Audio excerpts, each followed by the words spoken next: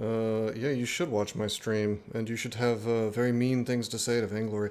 Yeah, no, sorry, I changed up the schedule to keep everybody on their toes. It's that intermittent reward structure. I'm trying to tickle the gambling part of your brain so you become addicted to me. You're like, oh my god, it's the endorphins from Malcolm Rose Gaming. Oh my god, I feel so good. Oh, I better give him money so he does this more often. So, that's my scheme anyway. Gamba? You'll feel like a boss man if you give me money. You'll feel like the boss man. You'll feel so boss man that you might punch a hole in your drywall out of sheer excitement.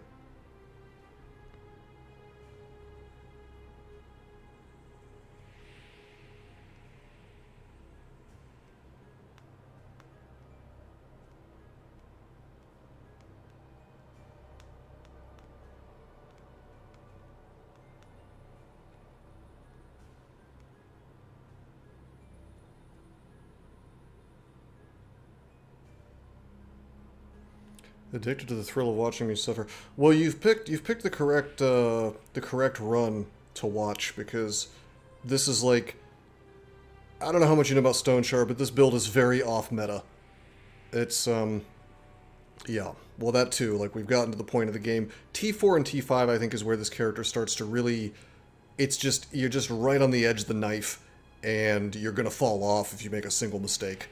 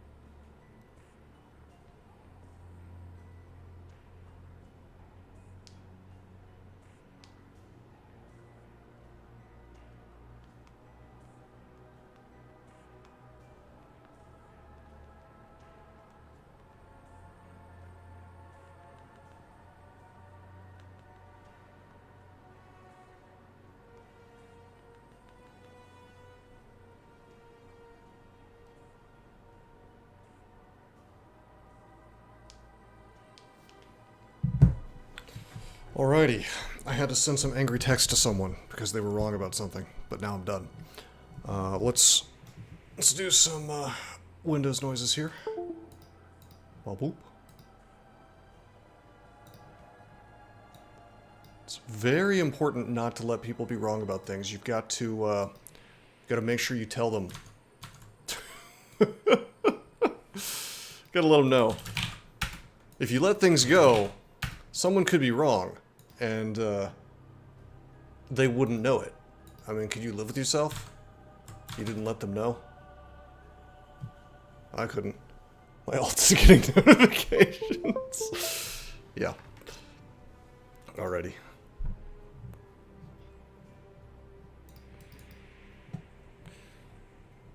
Alright. Goodbye, Rogie.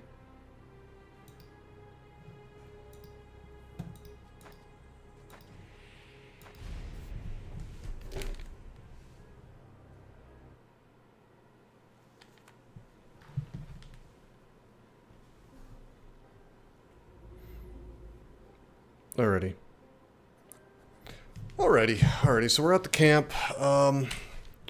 We are at the camp right south of the Monastery of the Host Inextinguishable, which we just brutally dominated. It's a little spooky, but I think I might want to go fight those bears before I leave this area. I feel like we'll do just fine. Call me crazy, but I think we'll do just fine against these bears. It just occurred to me that they're there. Maybe we can get... You know, maybe we could get some,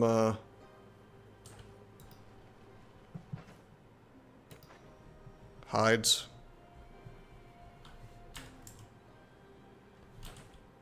I'm a little confused. Where's my treasure backpack? Did I, like, lose it? Oh, it's right there. Why is it not in my inventory? Okie dokie. Yeah, we might as well fight some bears, right? Because the thing is that for some of these late game dungeons and things, something I've noticed that's been really, really helpful is when I have had the cool little herbs and things, like the silver leaf has been great for healing me in the middle of combat. Not that that's going to help me too much, because it's like, you know, it's healing is less important than me just killing enemies super fast. But with that said, Crimson Spleenwort would probably be handy. I'm told it's good in the Manticore fight because you're just kind of taking body part damage whether you like it or not. And more Rot Bloom would be helpful because I noticed it gives control resist. So in that fight yesterday, that boss fight that could have really gone south in a hurry, you know, it's just could have been bad. Oh, hi there. Is that a solo moose? Because I'm sort of tempted to... just fight him. If that moose is solo, I bet you we can do it. Hold on, let's check. Watch me just, like, start this stream and die instantly to a moose. I don't know. Could be stupid. It would be pretty funny, actually. What is it? He's T4. Move resist 70%.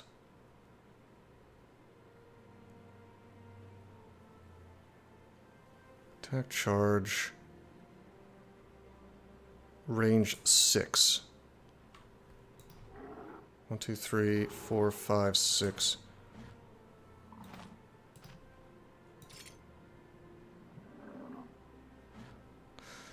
I mean, how bad could it be?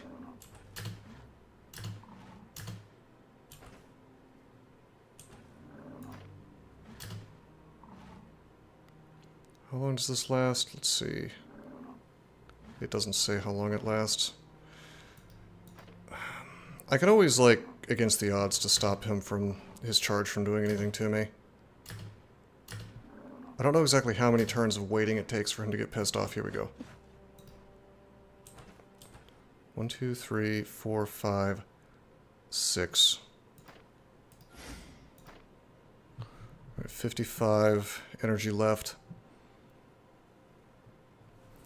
I might just let him walk into that so he takes the hit or whatever. On the other hand, you know what? No, we're gonna... Nice.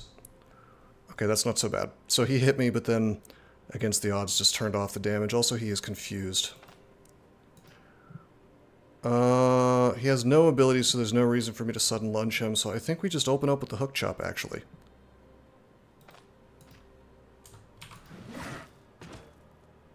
Okay, we're not really taking much damage, we just absorbed a ton of it.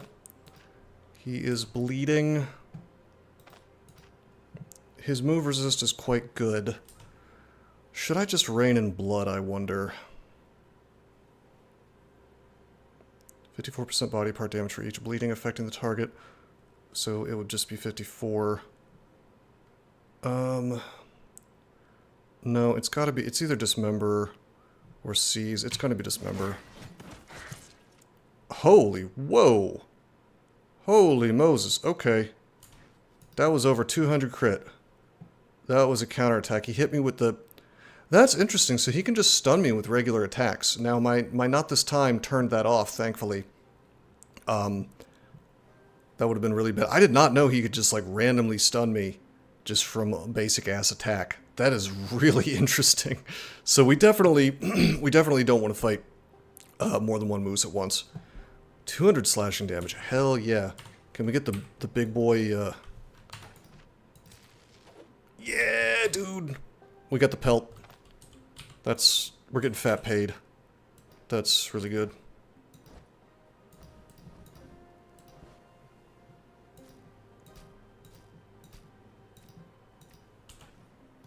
Alright, oh, hey, that's a plus. That worked out. Against the odds, man. Yeah, that's just 450 gold. Probably more like 300 or whatever, but still. Money's money. You really haven't seen me doing much stuff in nature, like fighting higher end animals because I've had no reason to do it. But right now I want to do this bear territory just real quick. Number one, to possibly get some pelts and money from it, and number two, to get the you know, possibly get some Crimson Spleen Wort.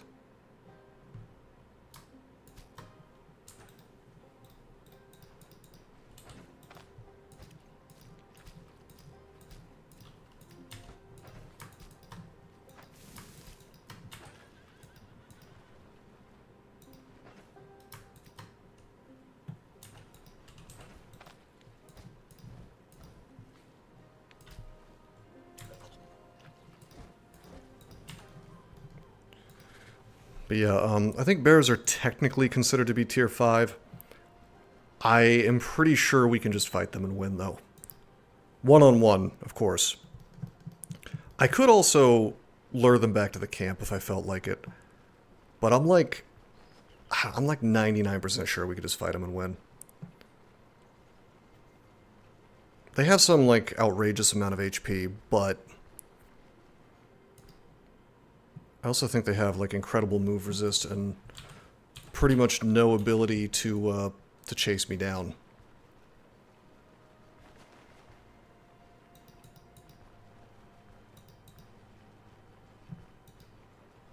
So, because of the move resist, that's actually a positive for me. That means I can hook chop them and then maybe dash away. But we're going to find out exactly what their move resist is. And hey, you know what? We're getting a big pile of experience for this too.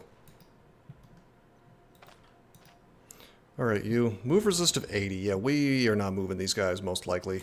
What's the move chance? 121%.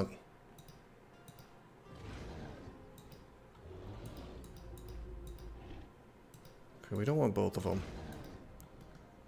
Wait a minute. Is that a... There's a fella talking there. Alright, guys. Little warm-up. Casual warm-up.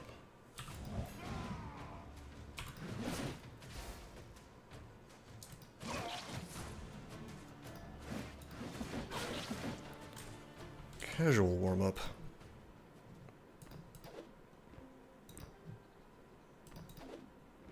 Couple of books. That's money. I mean, I've made so much money off of this dungeon that I almost want to just, instead of, I think my plan originally last session, I was like, ooh, I'm gonna go to the Rat and Willow and do some contracts and get money. But like, I have a feeling that if I go straight to Bryn, I'll be able to sell enough to get at least one, maybe even two tier 5 pieces. So it is tempting to just kind of do that, just real quick. Because if I could do that and avoid having to do contracts, that'd be kind of cool. On the other hand, I'm just so close to the Rotten Willow. I don't know, man. Probably we should just go to Denbury if we're going to do a contract, because we could do, Could we do tier 4, I wonder? Let's see. That's the Brigands. That's Crypt. Yeah, Brotherly Abode. Bear territory, but you're still too... You're too mature to make it. Well, I think saying that means you're actually not mature enough to be trusted. Hey, there's that Crimson Spleen Wort.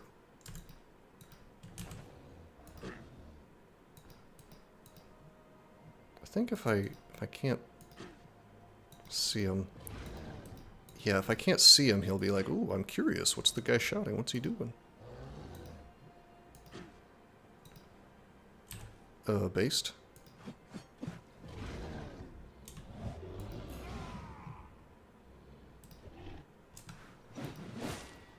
See, it didn't pull him. That means he took a step forward, and that means normally I'd be like, oh no, I'm in trouble. But actually, boop, I just run. Alright. He's having a hard time with those bleeds. We wait until the dash is also off cooldown. Do that. Hit him again.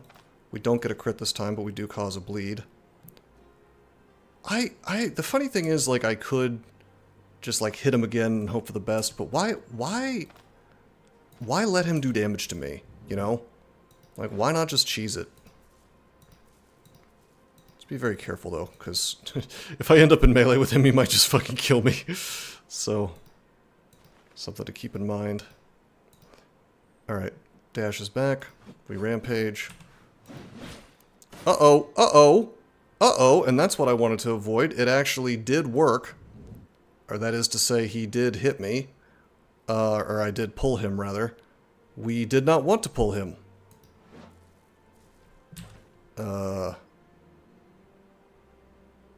That's not good. That's really bad. Alright, we've learned that they can, in fact, hit me. I don't think I start getting confused randomly until pain kicks in. Until I have, like, two steps of pain. I'm at 13% pain. I am bleeding out of my head, which is not great. Yeah, we have learned that the hook will indeed pull him. That's a problem.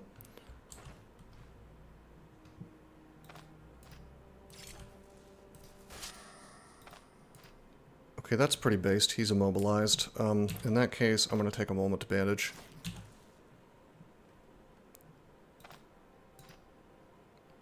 He should be immobilized for one more turn. So that means he... That should mean that I can make space on him. Okay. Which didn't do as much as I was hoping. That's a shame. The Confuse is really helping me out here. I guess I'll do the inhaler.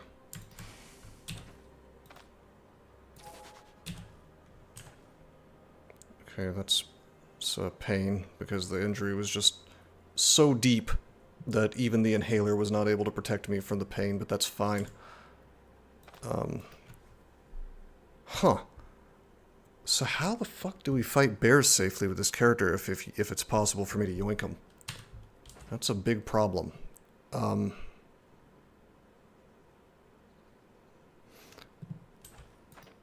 had defensive... I'm pretty sure I had defensive tactic up. I'm not sure, actually.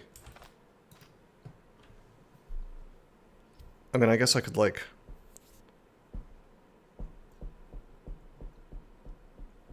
I don't know, I'm pretty sure he used Rend Flesh against me, didn't he? Let's see. Yeah, he used Rend Flesh. So if I hadn't hooked him again and I just let him get next to me, of course we could stop him from doing the Rend. But I'm sure his melee attack is plenty strong, so that's not really the problem. He got a crit against me, that's an issue. Absorbing 26 damage right to the head. Ooh. I bet my hat's messed up. Oh, no, it's not, surprisingly. I wonder what the chance of me hooking him is. Is it just like basic arithmetic, like 120% chance to pull minus 81%? Because if that's the or minus 70%. Because if that's the case, there's still like a 50% chance for me to pull him, which is not great.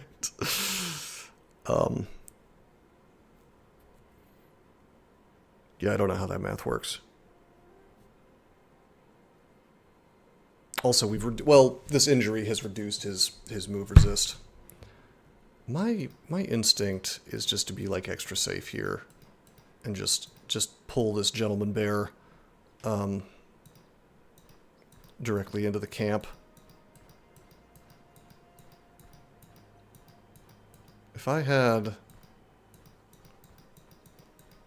more HP or whatever, I might feel better about... Son of a bitch, this is the lame thing. If you pull them into another zone, magically they're considered not to be in combat and they start regenerating HP. It's wild.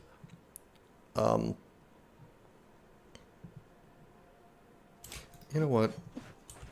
I'm gonna do this. Okay, that's pretty good. We didn't yoink him, we got the crit. I mean, this is a little silly now, because... Let's see, what's his HP at? It's 29. Maybe I should have just, like, thrown oil at him. That was probably the move. Take some oil with me, throw it at him, oil him up. Alright. Well, rip my net, I guess. Alrighty. More holes than a sieve. What do you mean more holes than a sieve, my boy? I use nothing but slashing damage on him. I mean, you're just not gonna give me a hide? Listen, the bear is totally safe compared to the man. Learned women told me so. Alright, that's just how it works. And I think you might be a little bit of a misogynist for suggesting that the opposite might be true. That's just, I don't make the rules. That's just how it works. So you had better stop being such a bad boy. Or I don't know. You're gonna get canceled.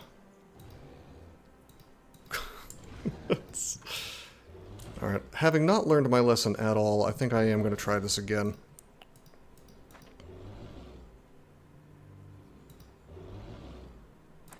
Hmm.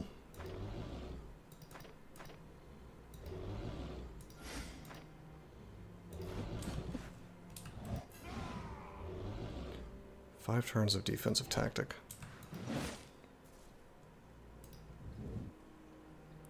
God, I am so tempted to just swing on him. Like, hold on. Yeah, he's got no confuse, so I can't sudden lunge for full damage, but I could hit him and turn off. That's so silly, though. I'm not doing that.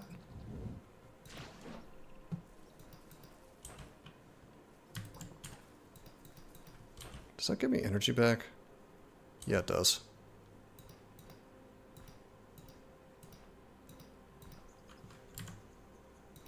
I'm definitely playing risky here, doing this nonsense. I think it's probably fine until he's injured. That, what is it, 80% move resist? Hi, Cyborg. What's up, man? We are fumbling.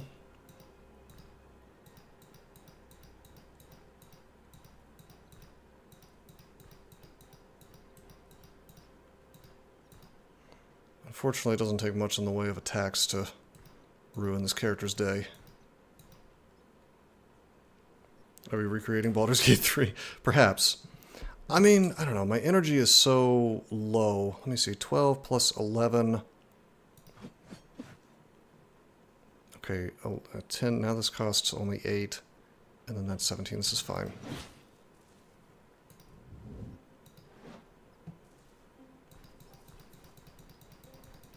We're fighting bears, that's for sure. I just need like a nice fat crit that also doesn't move him.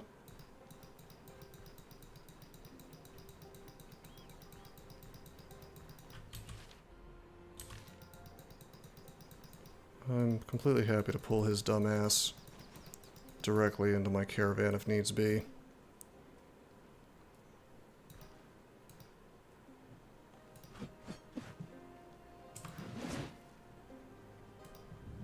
Very interesting. We keep fumbling. Part of that is being tired, but I'm not wet enough to increase my fumble chance, so I'm getting unlucky.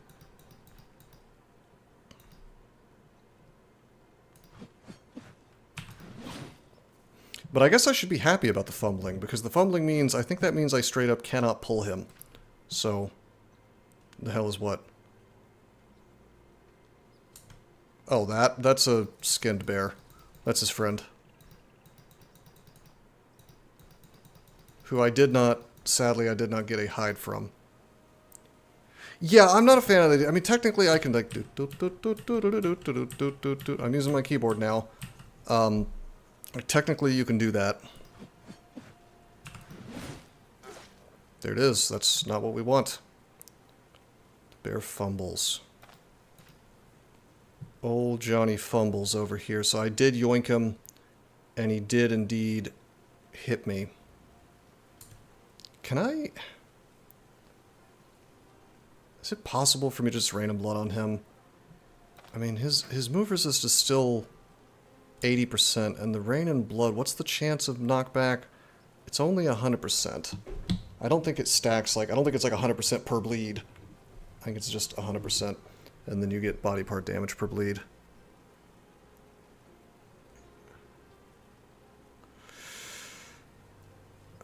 I guess it would give me energy back. I know I really probably should just dash. I could put up against the odds. That guarantees I don't take damage for this attack, and then for the next couple moves, yeah, I get 50% damage redux. I should stop being a giant pussy and we should just go to work. Let's, yeah. We're good. We're good to go. I think I need to trust in against the odds. Sadly, I am continuing to get robbed, on the pelts. Casual 200. No big deal. Well, let's take a look, actually. I found out the other day, I was looking in the Discord, and there's some way I can, I think it's statistics. Let's find out the highest damage we've ever done. Let's see, combat and character damage dealt, damage received, highest damage dealt, 240. So, yeah. We did 200 to his friend. Neither one wanted to give me a, or maybe I did 200 to the moose. It's funny, I got the moose pelt, but not any bear pelts. I think the bear pelts give more money, so that's slightly sad, but that's okay.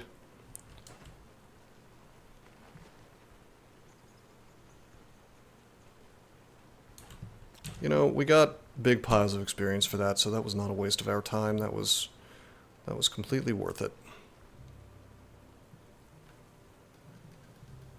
We're going to run over here, replace our silverleaf. We've been chewing on silverleaf like it's candy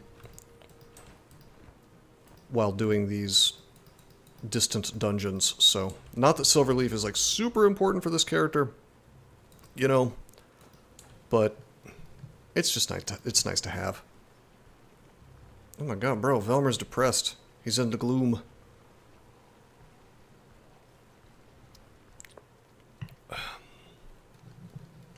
Whoa. They should just rename Stoneshard, Depression Quest. Oh, wait. Wait a minute, never mind. Doomer feels. I mean, half of Stoneshard is just keeping your character from being depressed, I've noticed. And if you let him get depressed, he becomes more depressed over time. His morale goes down due to being depressed. There's a lesson to be learned there.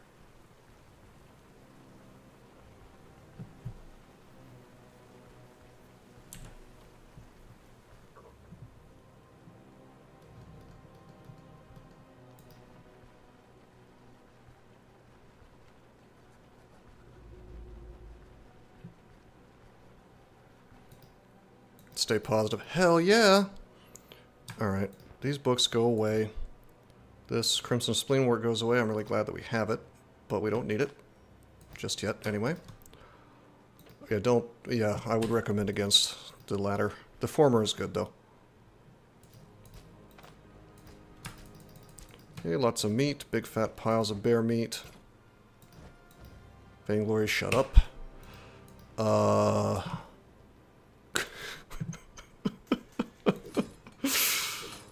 Oh boy.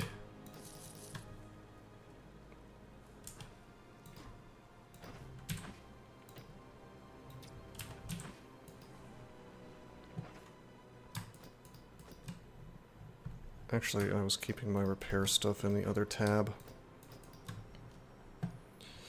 God, we have so much shit that I want to sell. I am sort of tempted to just go straight to Bryn to sell it, but honestly, I think we'll get better prices at the Rotten Willow, won't we?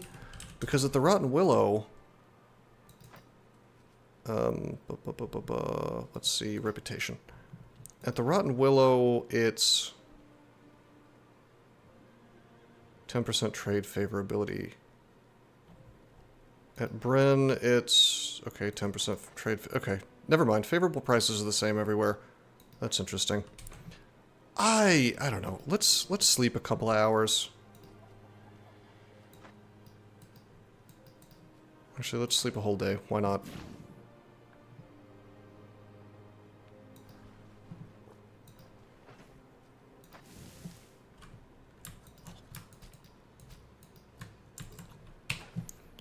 Alright, and then we're gonna take this fodder. It's always good to collect the fodder.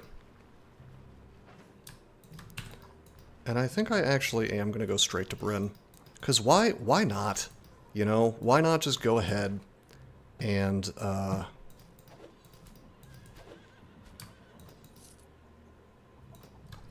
why not just go ahead and do that, right?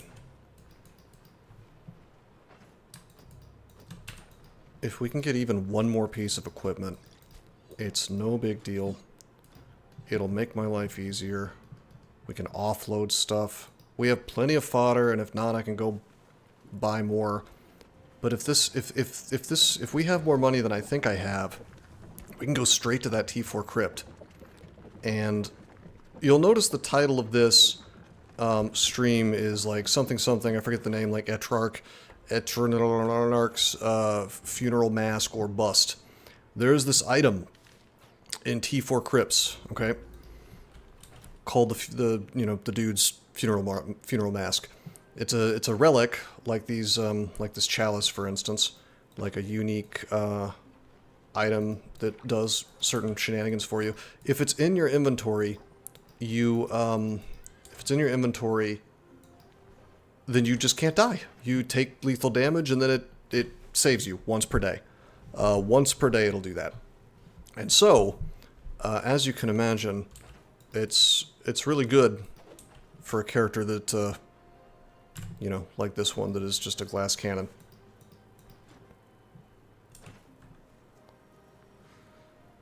Okay, well, hello, you have smoke bombs.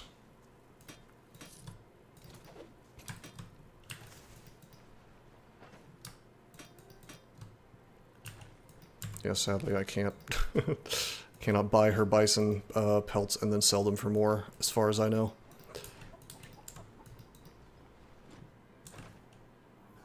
I wonder if this character can kill a bison. Apparently he can kill a moose.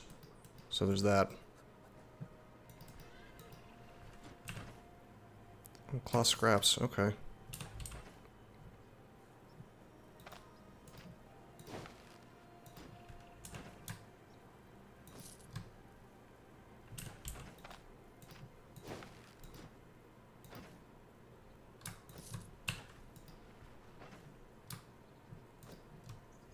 So I'm buying like as much of these little repair bits as I can, because it's just cheaper to repair your high tier equipment with that stuff.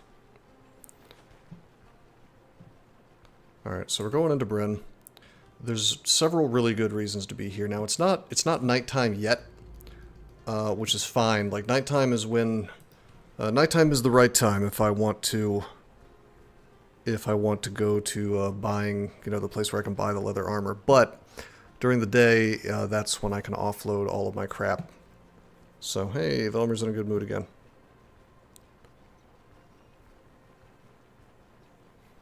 Doot doot doot doot.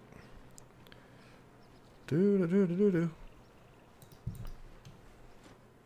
I'm gonna go to the docks. Yeah, this is the capital.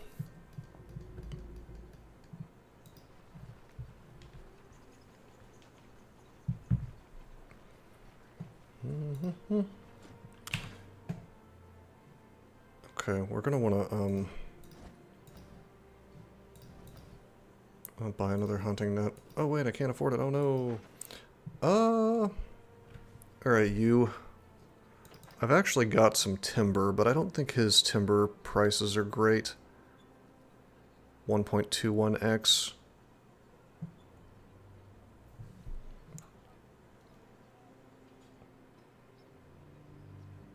Okay, we'll sell our crossbow.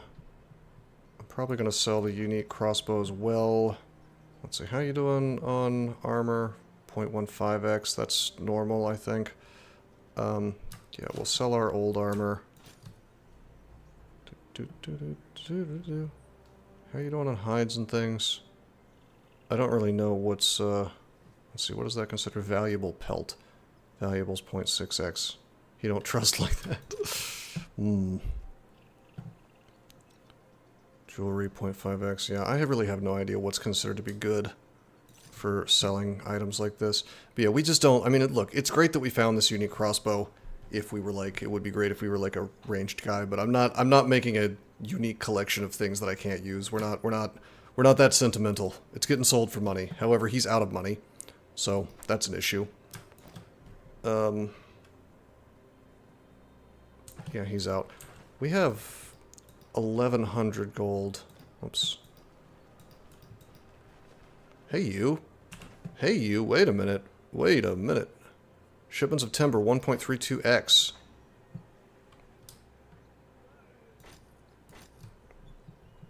Yeah, he's taken the timber. Valuables 0.5x.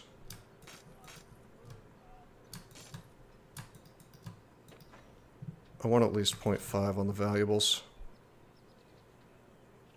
Wow, tier 5 amulet.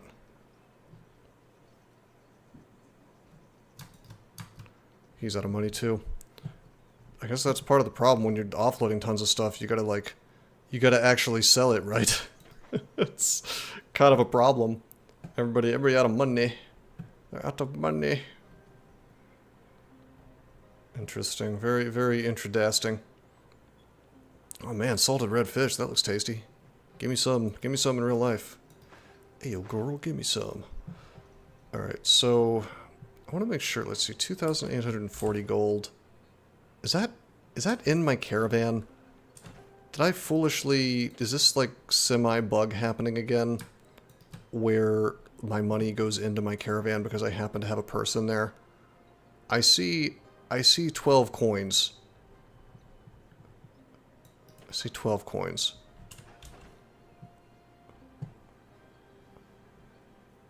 I'm a little confused. Well, okay, I have all these gems in here, but it says I have 2,800 gold. Is it including what's in my caravan? Oh god! Well, there's your explanation. Alrighty. Okay, let's go back to the caravan real quick. I'd like to offload more things, but let's do this the smart way and actually have all of our... Like, have the purses. This game is a little bit funky because you really don't have that much space in one purse for money, right? But things are... Oh wait, it's trying to walk me through the ocean. You don't have that much space in one purse for money. So if you want to buy super expensive things, you actually have to have like 4 or 5 purses on you sometimes. So I'm just picturing my dude like buying a single suit of armor and he's just slapping 5 bags of money on the counter. That inflation, man. When is Trump going to make Bryn great again? We need less inflation in the capital city of Bryn.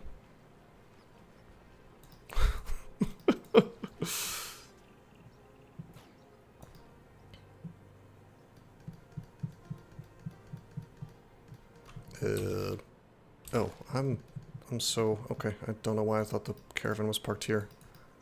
It's parked here. Do. Sending 10 million to Thalmor. Yeah, typical. Typical. Gotta tell you, these elves. Whew.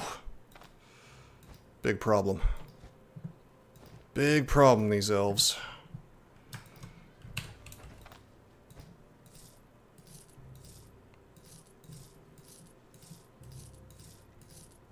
Alright.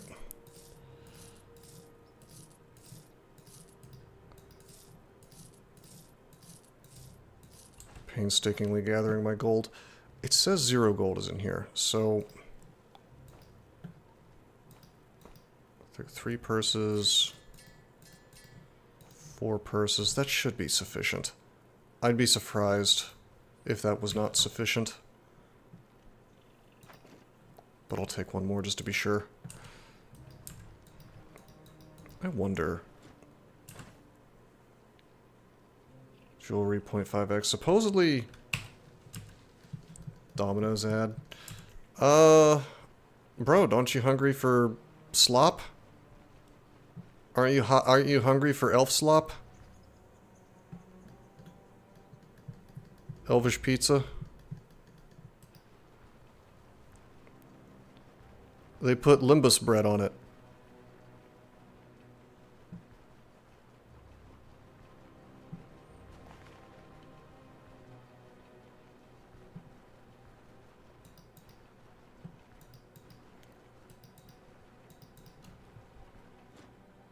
Imperial City Pizza. Hey, that actually sounds like a really cool name for a pizza place. Like a pizza joint. That's...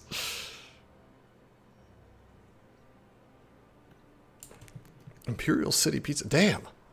That's actually really catchy. That's it. I'm starting up a pizza shop called Imperial City Pizza. Alright, hold on. I'm gonna alt-tab here for a second, because... Rin... Map... Am I silly? Like, could I be getting a way better price on jewelry by actually going to the jewelry shop, I wonder? And where is the jewelry shop? Because I looked it up before. It's bottom left. I bet you it's... Oh, you don't get to the Cloud District often, don't lie. Of course you don't. I'll have you... I'll have you know. Oh, hey, what's up, Bridgem?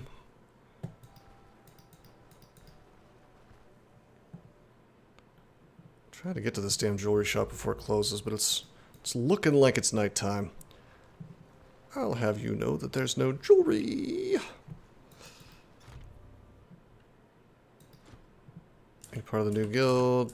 I get to skip the whole nonsense. He'll just sell to me. Stop saying words. Too bad he won't actually sell to me because it's nighttime. Vape business. Probably never. I have a big problem with Zoomers and their vapes. You know, I gotta tell you, nicotine in general is terrible for you, and putting it in some kind of weird vapor format is really not doing you any favors. I'm inhaling hot plastic alongside my horrible substance that ruins my fertility. Yum! Yum! Alright, jewelry, 0.5. Valuables, 0.5. That's good enough for me.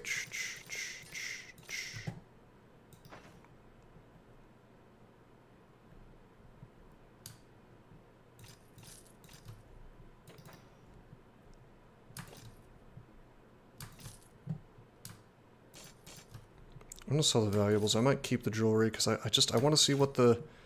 I don't know. I want to see what the percentage is. Gems plus 10%. I don't know. Maybe the jeweler buys gems for higher. Should I look it up? Like, I don't know. I wanted to just go there and check it out, but anyway, it doesn't matter. This guy's out of money. So, what you got for me, buddy? There's the Blade Master boots. We can indeed afford them now.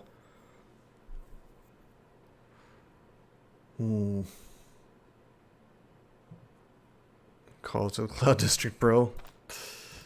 Yes, indeed. All that matters is the Cloud District. Alright, these are not the same boots. I was thinking maybe I might have gotten lucky, but those look like... Are those Mage Hunter boots? Those are pretty good boots, but they're not what we want. Okay,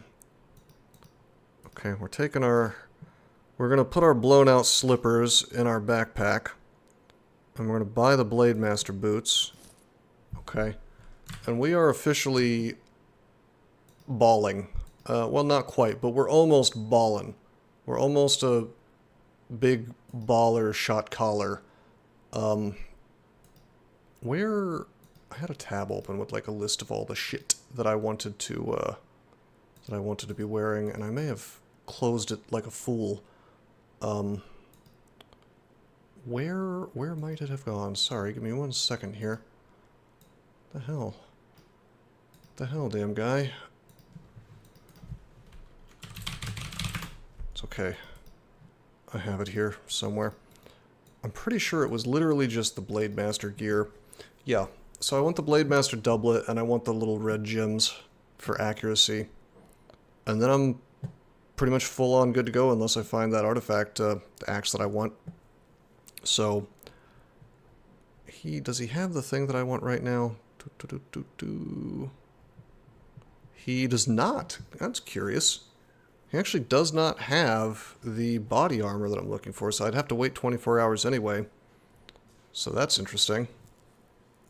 We could sell more stuff to him, like he's got money now, so I guess I could sell him out the rest of my valuables. But I don't think I really have any more valuables, I just have like gems. And jewelry. And I want to see... There's a valuable. I want to see if the jewelry and the gems will sell to the jeweler for more. I don't think they will, but you know, it's worth checking. That 0.5 multiplier, maybe it's like 0.6. Maybe. 15% extra on gold, silver, and gems, 5 and 10 for the other two. But yeah, we're looking for Blade Master doublet, which he does not have. And you know, maybe, I don't know, maybe we'll just stick to the Footman Brigandine, I guess, instead of waiting. I don't know. I want to take this ink pot and run away with it and go sell it to the fence, but I'm not dodging city guards for that. I'm not Breaking Bad today. Instead, what we're going to do is we're going to rest until morning. Well, actually, hold up. I think the bank will exchange my ancient coins, even though it's nighttime. So let's do that real quick. We have a couple of ancient coins.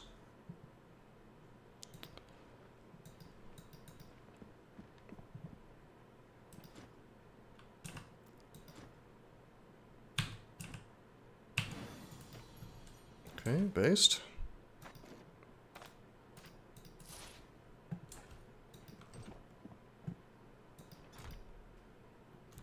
So, 1,500 gold. That's honestly not terrible.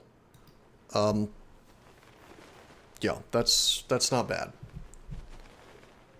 I want to say that the doublet is going to be like 5,000, and I have a good number of rings and things that we, you know, pilfered from those two dungeons, so we might, I don't think we will, but we might just be able to push it over the edge. Maybe. And if not, I can, at a minimum, I can get a ring or something, so that'd be cool. I guess I could look up what the price is.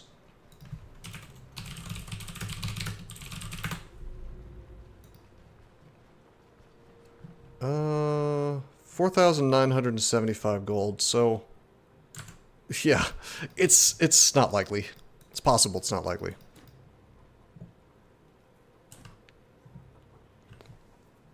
No, I'm not helping you buy a forge, bro.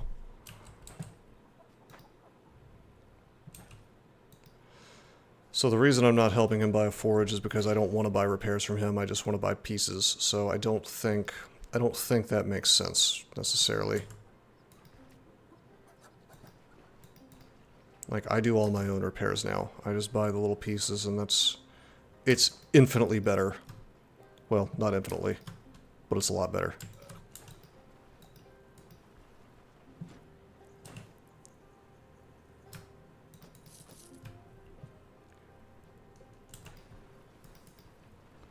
It is kind of cool that we lived the dream of jumping straight from T3 to T5. How would engineer balance in a game mathematically? Gold. How are you saying, how would I engineer balance in the game mathematically? Gold versus item cost, scaling, damage, and attenuation. Never thought deeply about this subject. That's an interesting question. It is something I have thought about, and every time I've sat down to try to think about it, my determination has always been that I would have to like spend an entire week just theory crafting about it to even start thinking about what would be good. Like, I think you fundamentally, you have to, my theory is that you have to completely forget about what might make mathematical sense and focus entirely on what feels good to the player. This game has sort of an interesting situation where once you're at T3, it kind of makes sense to just skip straight to T5, at least on a lot of characters. But then again, this game is awkward because it's not really trying to balance for permadeath. So people it's just like, hey, farm as much as you want. So like normal people play this game and they're like, they just ascend the tiers one by one like you're supposed to, I guess. So, I don't know. Anyway, let's take a look at him. Valuables. Yeah, he's buying... So the valuables and the jewelry are at the same prices. But it says gold, silver, and gems have 25, 15, and 20% extra markup. So supposedly I'm getting more money from this, so I guess we'll sell.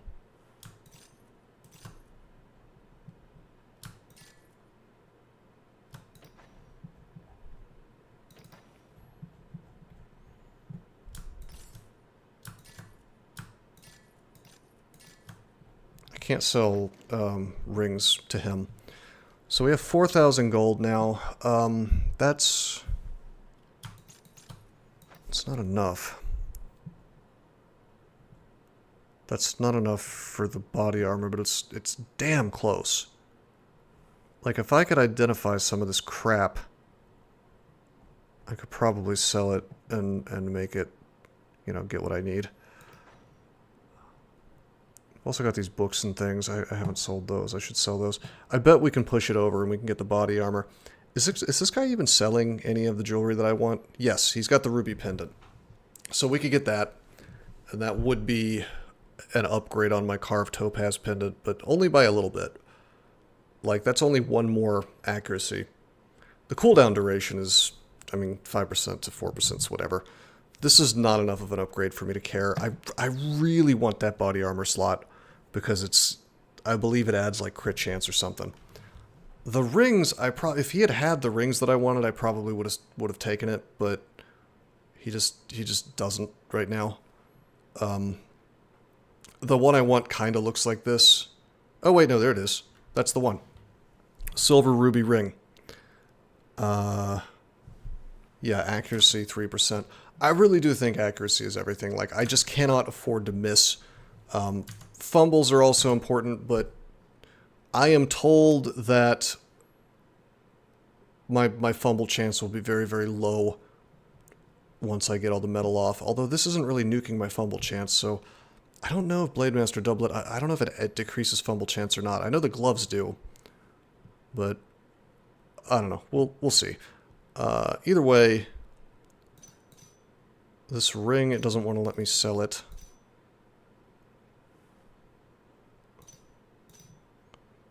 Let's see, that's weapon damage, that's crit chance and counter chance. Yeah, I think we just take the silver ruby, we go ahead and buy that. That extra accuracy is huge. Now that puts me, obviously that puts me down on how much money I have left to purchase the body armor that I want. But let's just see, hold on, let's just go out into the market. We'll go to the actual market, pick up some identify scrolls, we'll run to the caravan, we'll just do a little housekeeping here, and we'll just see what we can do. I don't need the body armor at all. I don't need it. You know, I can still go to that T4 dungeon and probably go just fine. Like, we did the other ones okay, right? So, okay,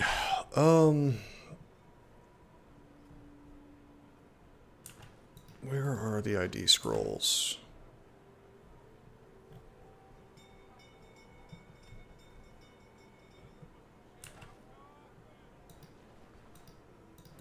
I could have sworn this dude sold ID scrolls.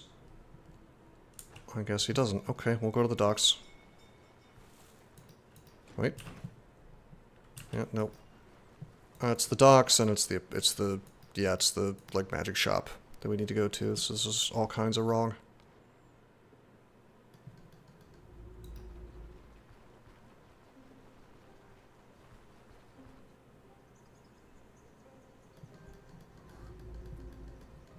It's this guy. Honestly, I should just buy, like, every single identify scroll I can find. Alright, you. Jewelry, 0.5. You know what? That's good enough for me. Sell that. Sell that. Super tempted to just wear those fumble chance rings, but nah. Sell my books. Sell my books. I have so many books I could start a library, but who wants to read? Not me. Alright. This puts me to 4,500 gold. I can sell this stupid pack basket. Shall we sell the aquamanil? No, I'm kidding. Look at this little guy. I'd never get rid of him. Even if we aren't going to carry him with us. He's cheering me on from in my inventory. What a cool guy. Alright, let's sort this. Okay, one identify for these boots. I wish I could identify things from, like, you know what I mean? Like, use that from here. Wouldn't that be nice?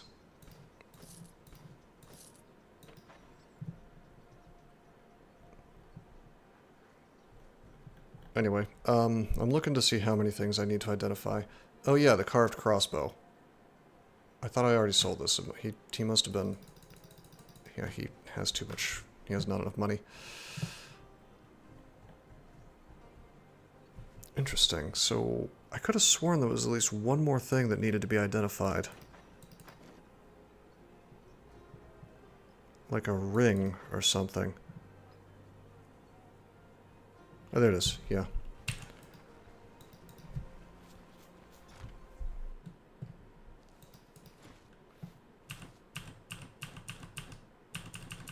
Oh my god.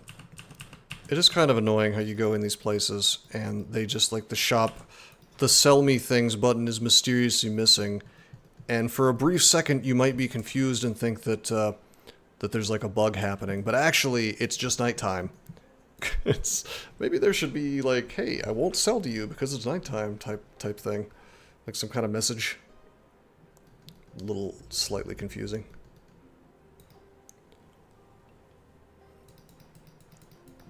Also, in the vein of griping, I just clicked to travel, and a guard was in my face, and it stopped my travel forever. And then I had to scroll back up and tell my guy to do it again. Perhaps not ideal.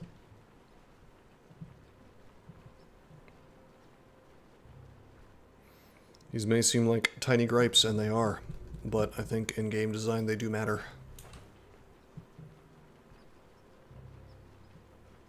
4,000 gold. Maybe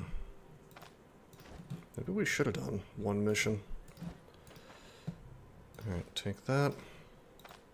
Use that. These are indeed Mage Hunter boots. We're going to get a ton of money out of that, I think. Take that.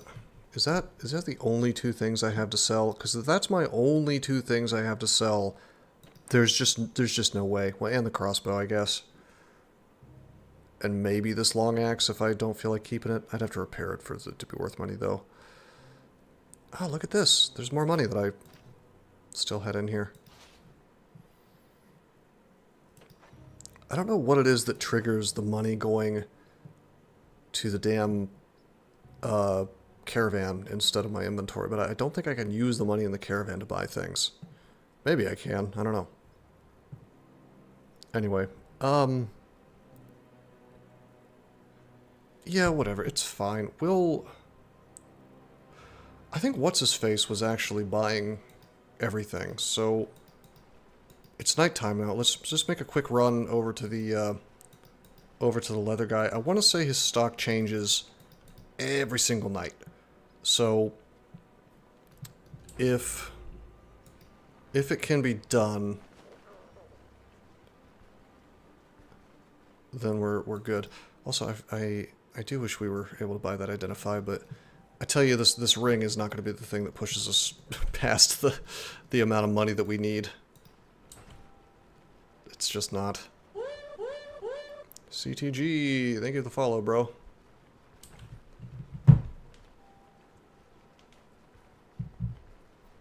Yeah, I don't think we're walking out of this with the body armor that we want, but maybe. It's not impossible. It could happen. I'm gonna have, like, no money afterwards, which is a slight problem, but...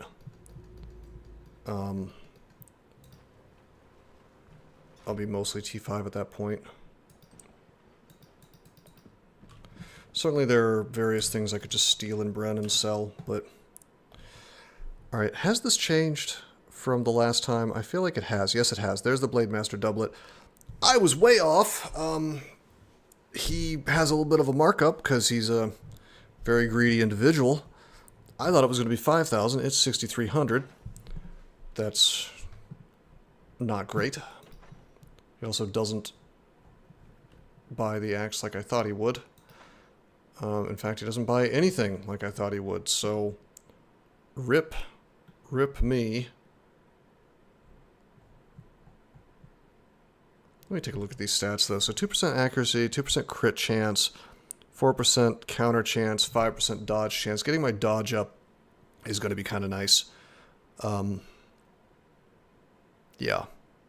And just not having that energy penalty.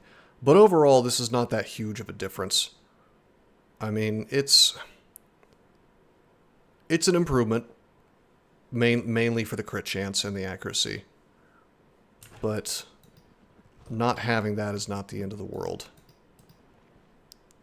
However, there's no way I'm going to afford it before I walk out of Bryn, so we're about to leave. We're going to, I think we may just go straight to that crypt.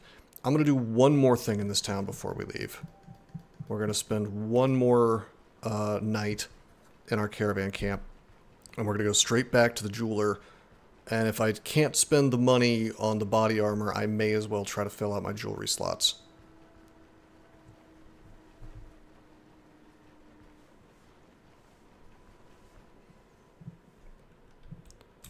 Because, as I was saying, I just cannot afford to miss.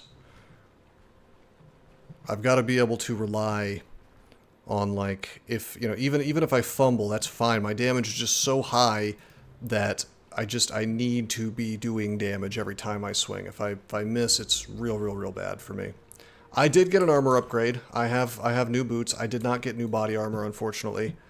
So that's not ideal. But it's fine. We had a bit of a come up, as they say. As my friend Vainglory says. He says come up all the time, it's crazy. Alright.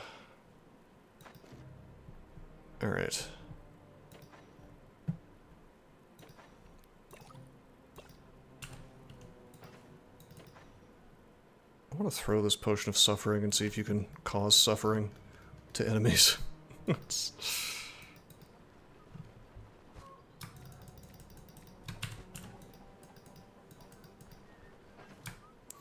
Alright, yeah, so we're going to hit the jeweler. Hopefully his stock has come up, you know, differently. Hopefully he has another one of those rings for me, these guys, and still has the amulet that I want. And if he doesn't, I guess I will just cry, and that'll be, you know, that'll be okay.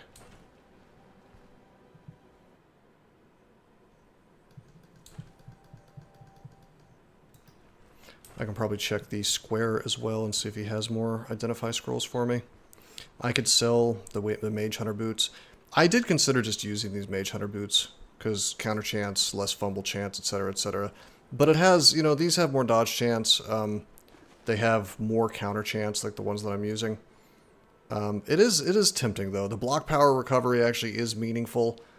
But, yeah, I don't know. Mage Hunter might actually be better. Hard to say. Hard to say. I mean, I don't care about backfire chance, obviously. But, I don't think so.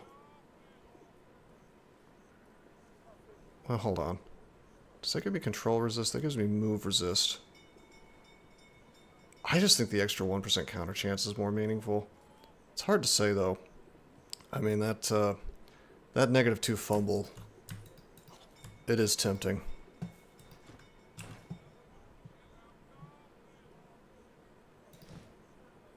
But we're keeping with the Blade Master theme.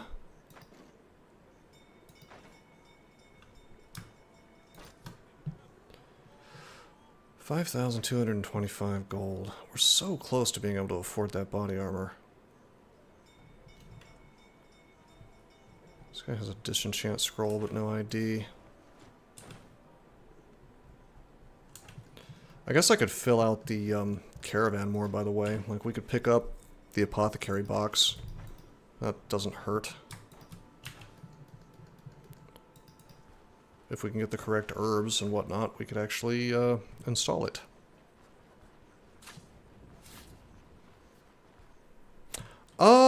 So there's these upgrades. We haven't seen this in a while.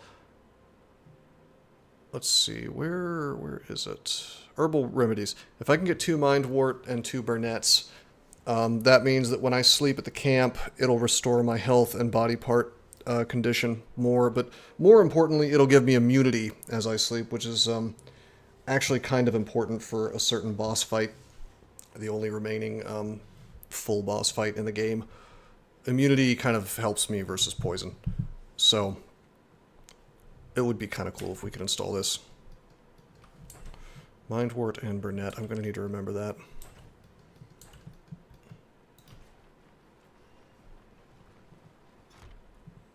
Okay, terrific. Oh, you gotta be shitting me.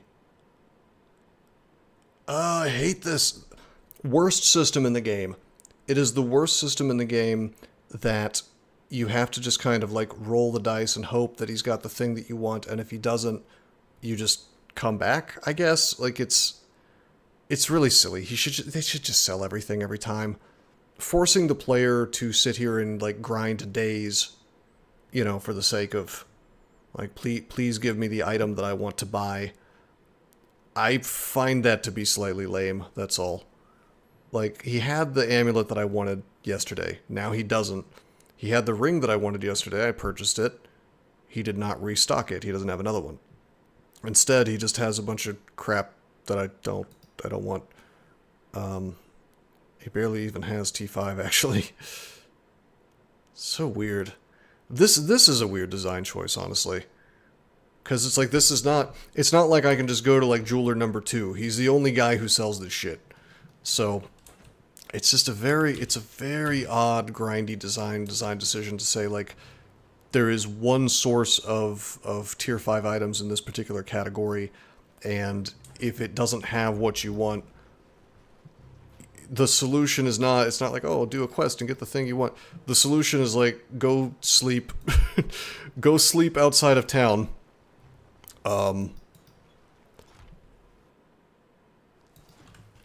Until you're good to go, I guess. It's a very odd thing, if you ask me.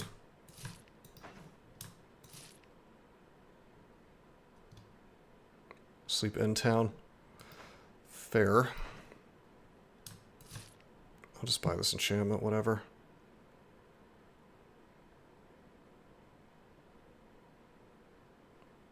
Some interesting potions. Is that the healing potion? Health restore. No, that increases health restoration. Isn't there one that actually heals you flat out? Health replenishment. Whatever. Wow, look at that hand. Based looking staff.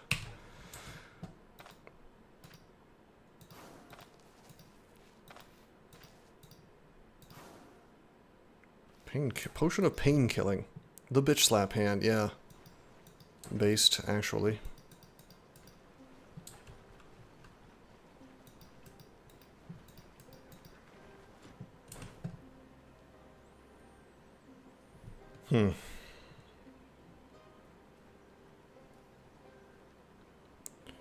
Well, he doesn't have anything I care about. I guess I can sell him this ring real fast. It's a fun little staff, but obviously we don't need it.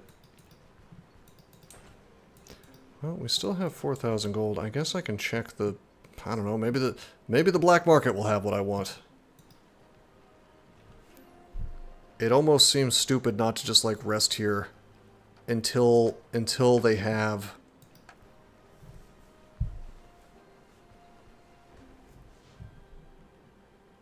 Until they have the ring that I want, which feels like lame grinding, but what are you going to do? Where is the black market? The black market should be on the docks, actually. I don't know, maybe I'll get lucky and it'll be there. Maybe I'll get, like, super lucky, and he'll be selling the Blade Master doublet for half price.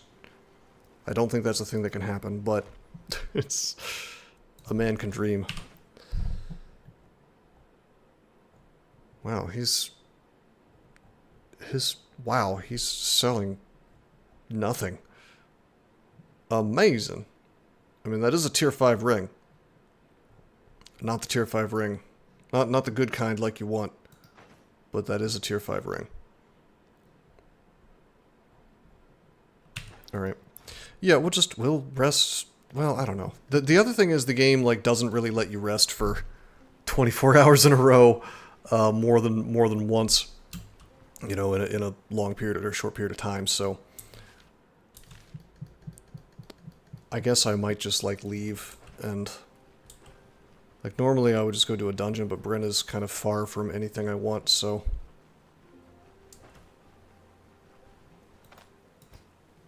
oh, whoops, I didn't sell the male boots. Whatever, it's fine.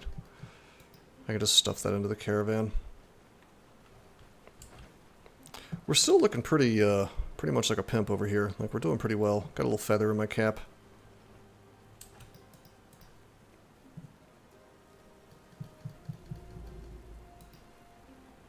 Technically, I could go try to do a tier 5 distant dungeon, but I feel like that would be completely crazy right now.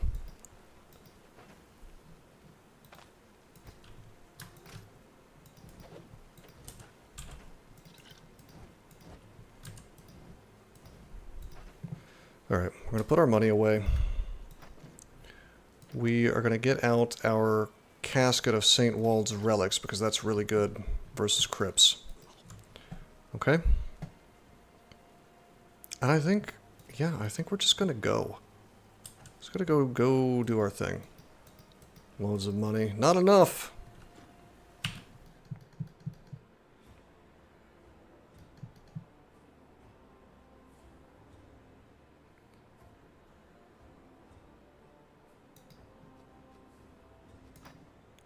Yeah, I'm doing it, man. Now, bear in mind, this place, I believe, is trapped. So, we need to be, like, super de-duper ready as we go in. But I think I have plenty of stuff. I think I'll probably be okay. But then again, maybe I'll just lose. I gotta say, I am tempted. I am really tempted to just, bring in the unique axe, which might actually be okay versus crypts.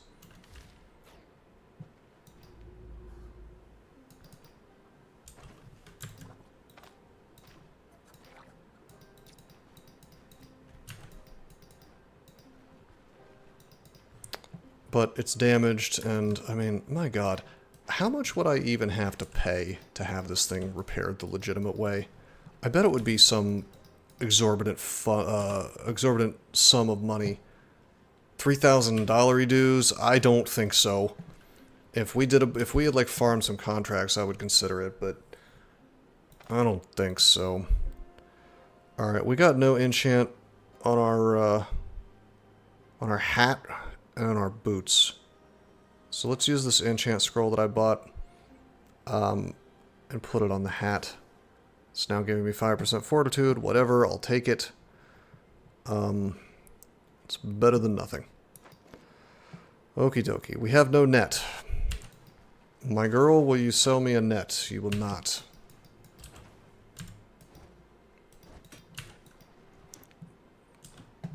Am I just gonna have to live with no net? Is that what this game is doing to me?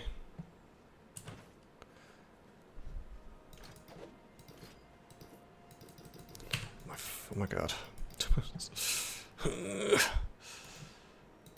I have money, it's just in the caravan, bro.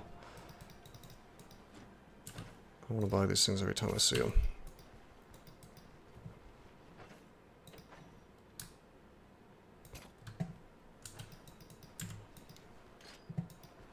Am I really going to need a net? Because I don't think I will. Alright, so we got the special brew available. Yeah, trapped entrance for sure. We're going to take St. Wald's relics. We're going to take a backpack full of shit. Boom, boom, boom. Take some potions. Take some more potions, take some pain relief, take one more potion. I probably won't need all that. Might take the Aquamanil, because why not? Daytime grants sturdiness or life drain. Yeah, that's kind of what we want. The vial of pain? You mean the pain killing or suffering? The suffering, I'm going to assume, actually causes... It says causes pain, so the undead are not going to give a single solitary shit about that, so that I'm not going to do.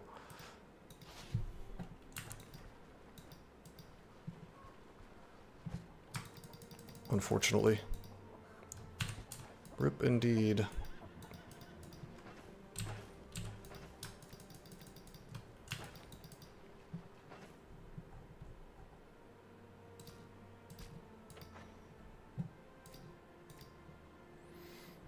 Okay.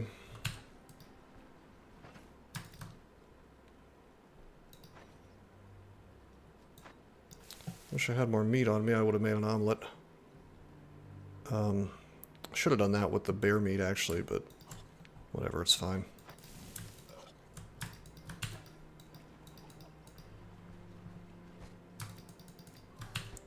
Surely this is enough food, right? 5 eggs. 5 eggs, salted fatty meat. I should probably buy a little bit more. Hey, yo, Gorl. You got no meat for me. M'lady. M'dwarfy. Wow, he's selling eggs. He just, like, stole them from the... Stole them from the caravan. I know what you did, dwarf man. I could get this flame flask. That's kind of cute. Nah. M'dwarfy.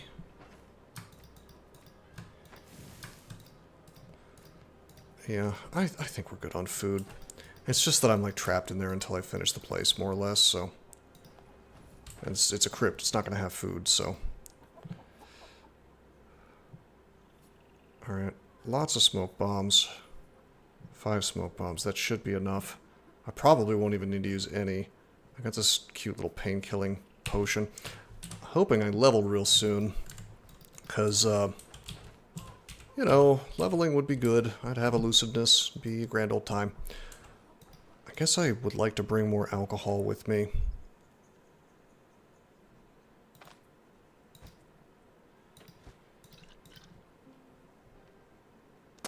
And Silverleaf, actually. And Rot Bloom, just in case there's some kind of stupid bullshit that I need control resist for.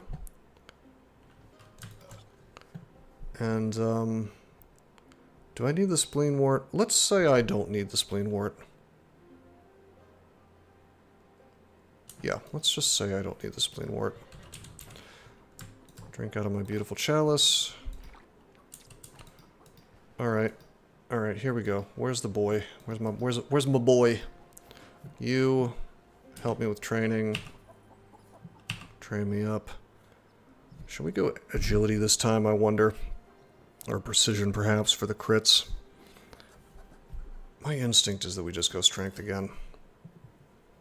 Big boy. Big boy damage. Alright, you, give me your brew. Yes, ma'am. Go ahead and scout, because why not? Get the prayer. And we use our new super duper Hazoon Celestial Sphere. We now have 1440 turns of life drain. Pretty sick. I think I would have wanted the sturdiness more, actually, now that I think about it. But you know what? Life drain's pretty good. Pretty good. Hazoon! Hey, man. He's a cool guy. And doesn't afraid of anything.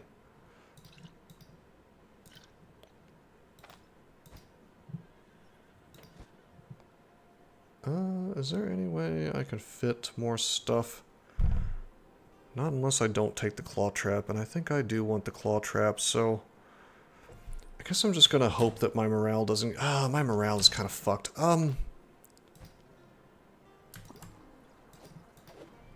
Let's go ahead and we'll pre-game a bit here. And then we'll have the Manshire fortified. Yeah, I hope my morale doesn't experience problems. That would be an issue.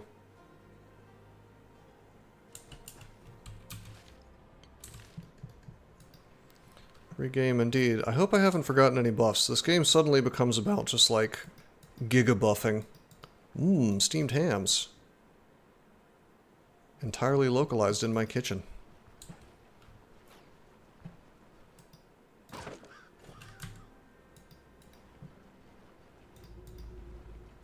Bernerhoff Cenotaph. Say that 3 times fast.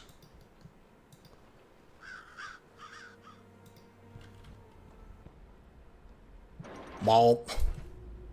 Locked in, baby. Alright,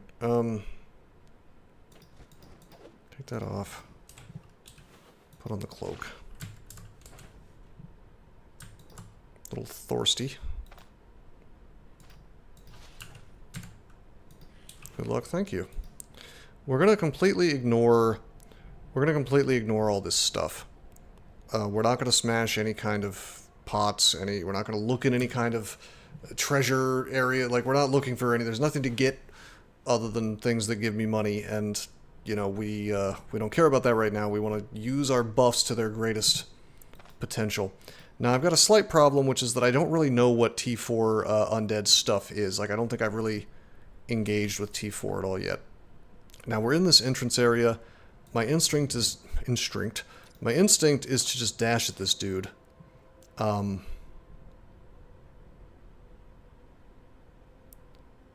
see, Death Touch range 6. I'm straight up immune to this Curse of Agony, by the way. Like, the Casket of St. Wald's Relics is going to do me some... What if there's more behind him? I mean, I have to fight it all. It is what it is. Like, there's no situation where I'm in the entrance and I can't go up because it's trapped. So, I think we just kind of have to do it like it's a who dares wins type situation. Yeah.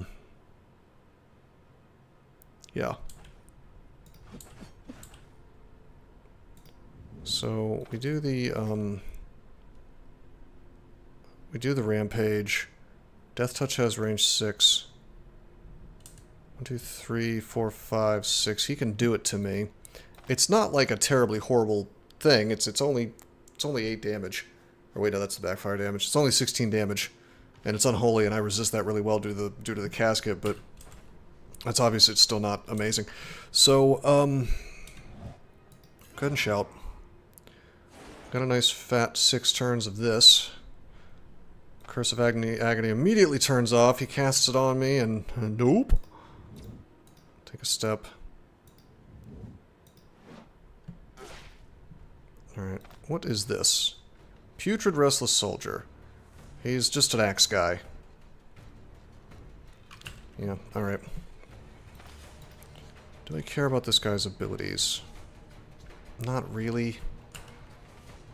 I think we're just going to seize here. Nice crit. Okay. 6 turns of rampage.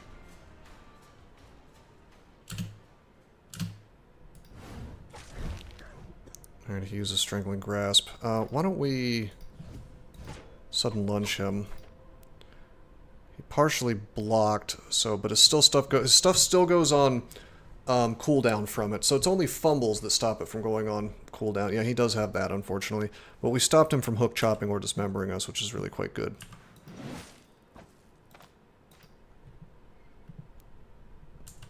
It's fine, I can just attack. Oh!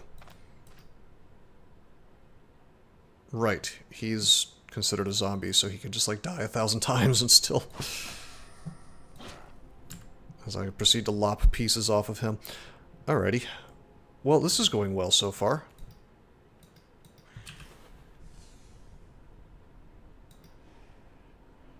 God damn it.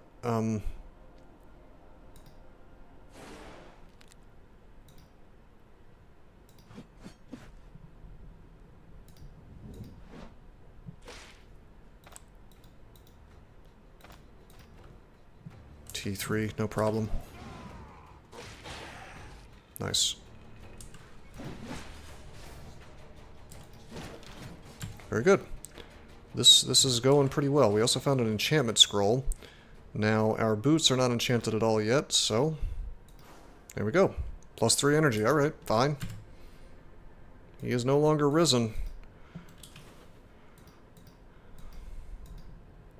That's what she said. Ah, okay. I should be somewhat careful here. Because of my energy situation.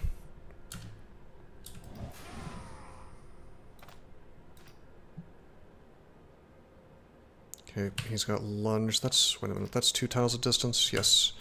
This one, that's a big boy ghoul, but he is dazed. So let's just let him come to us and then yoink him. Good. That's fine. Big bleed chance. I think we'll lunge on him. Nice. That was a 187 damage lunge, because the confusion meant that I have the secondary thing on sudden lunge that means that when something is confused, etc., it takes full damage. So nice. Kind of a big fan of the damage system on these zombies.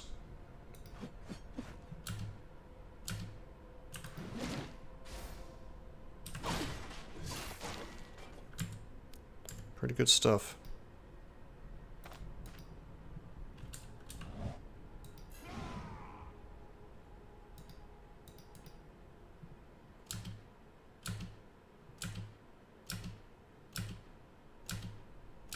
I confused him. He's going to throw something at me now, which will do no damage because of against the odds. He gets a nice flurry on me, and we kill him.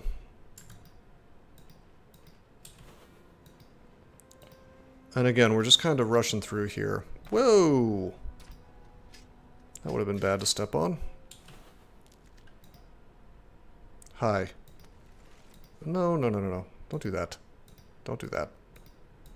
You're clearly an archer.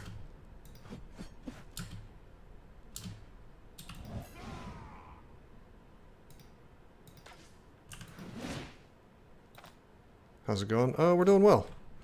We're doing our first T4 crypt. And it's a distant dungeon. We're trying to find the funeral mask, perhaps the most important part of this build. Do I care about the cleaving strike? I guess I do. Nice. Hey, we leveled. Check out these stats, by the way. Just straight up strength and perception. Just damage and crit chance. Wild. Alright. We're going straight for peak performance, my boys. So, it's time for elusiveness. We have another panic button now. Not really a panic button. We have another prep. Oh yeah, big hits. Big hits. If I look at my statistics in combat, our highest crit so far, our highest amount of damage in one hit, 240 still. Pretty good. And no deaths cheated because I'm playing on Permadeath and I haven't gotten, what do you call it, second wind either. Big boy numbers, that's right. Okay, you guys appear to be well aware of who I am, so, and where I am, so let's rock and roll, yeah? I got a casual T4. Is this a zombie or a skeleton? All I know is he has a pike, and that scares me. I guess we want to yoink him.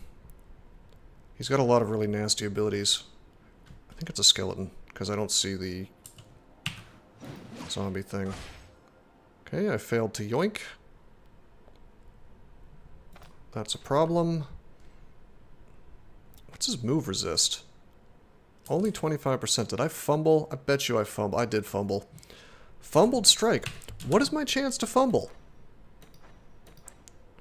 What is my chance to fumble? 7.5%. I'm getting a surprising number of fumbles.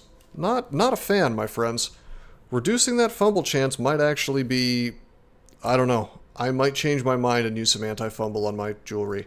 Because, I'm not liking it. An Alt F4 done. No, we don't do that. We don't cheat in this house.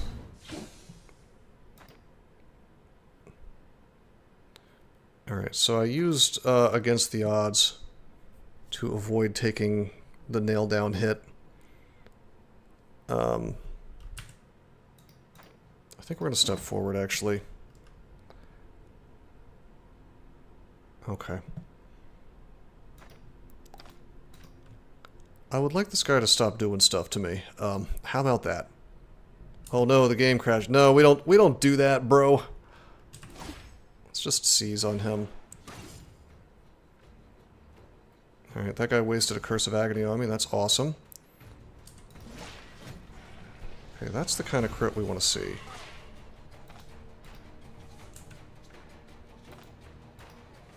You're injured.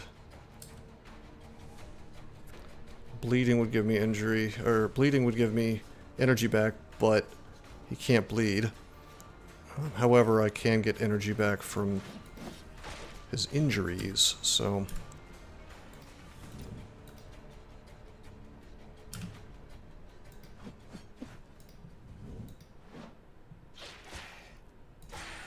Nice.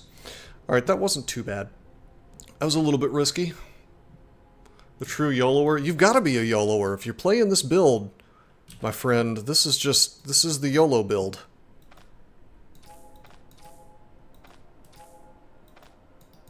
Every day I'm salving.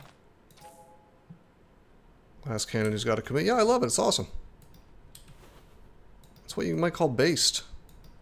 And Velmir pilled.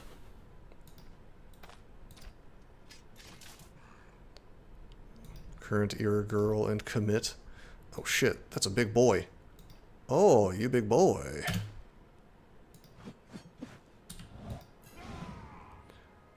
Alrighty, you. We did not debuff him with the Warcry, unfortunately, but he's got Rend Flesh and Flurry and Bone Throw, and you know, I think I just want to open up a Sudden Lunge. Stop him from doing moves for a couple of turns, which I'm real happy about. Got a nice fat injury on his arm. That's kind of cool. 30% fumble chance. Hell yeah.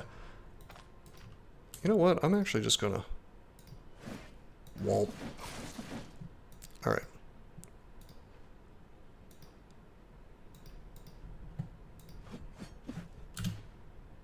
What's the deal with you? High danger. Yeah, right. As if... More like low danger, am I right? Alright, so that's the downstair. So that's the thing, is I'm making it look good, but here's high danger means it's tier 3. Very high danger means tier 4. So the tier 3 enemies don't stand too much of a chance against me, but here's the thing. For as much as I can, like, 1- and 2-shot things, believe me, the enemies can do just about the same thing to me. So, keep in mind, I may be making it look real easy, but...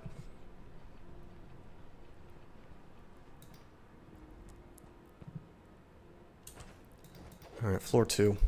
We're making good time with these buffs. Like, I'm gonna have the buffs for the boss. I think.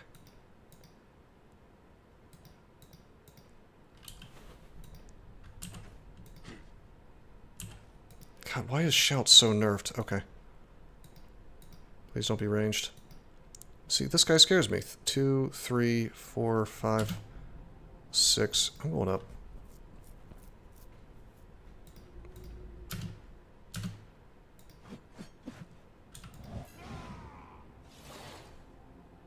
Oh, that's a problem.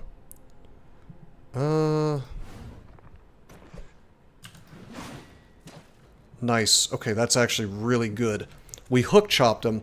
Hook chop may be the best ability in the entire game. I was talking to Limatel about this, and that's his take, and I gotta say, I don't know if I've ever seen a single target ability that does more than Hook Chop. This is one move where I cause 2 severe injuries and 2 bleeds at the same time. Because Hook Chop causes a bleed and an injury if it does right, if it does its thing correctly and rolls decently. But then also, you know, my weapon has a high body part damage chance and a high bleed chance, and so it just, I don't know, it just kind of adds up to do crazy bullshit. And the fact that I damaged him so much, he's almost dead, I'm going to be able to kill him and then get an extra hit with Make Space. Thereby bullying these guys who, way to hook it. I mean, Hook has looked really stupid half the time due to fumbles, but when it works, a hooker aficionado. That sounds illegal, sir. In the greatest country on earth anyway, America.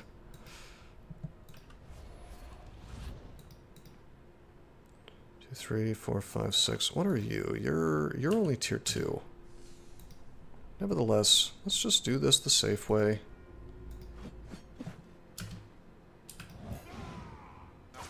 Whoops. False? Restless Guard has their skull caved in, but continues fighting. It's kind of fun. Whoa.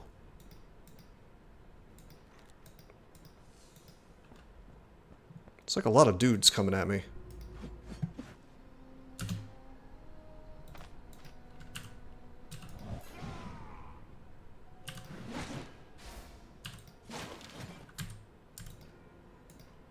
Thought they were all going to come up, but...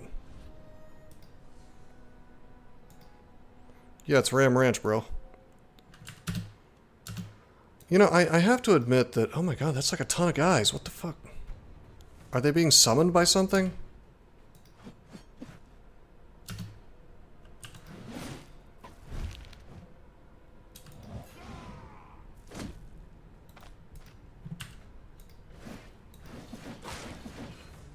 Alright.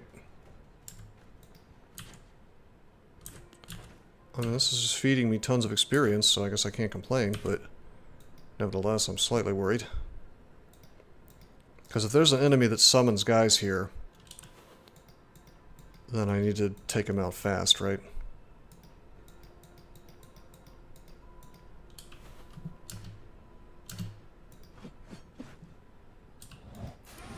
This is the spooky guy. Wait a minute.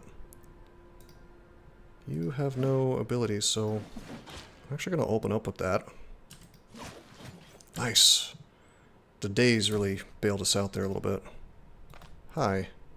You're only tier 2. I'm confused at the presence of tier 2 enemies here.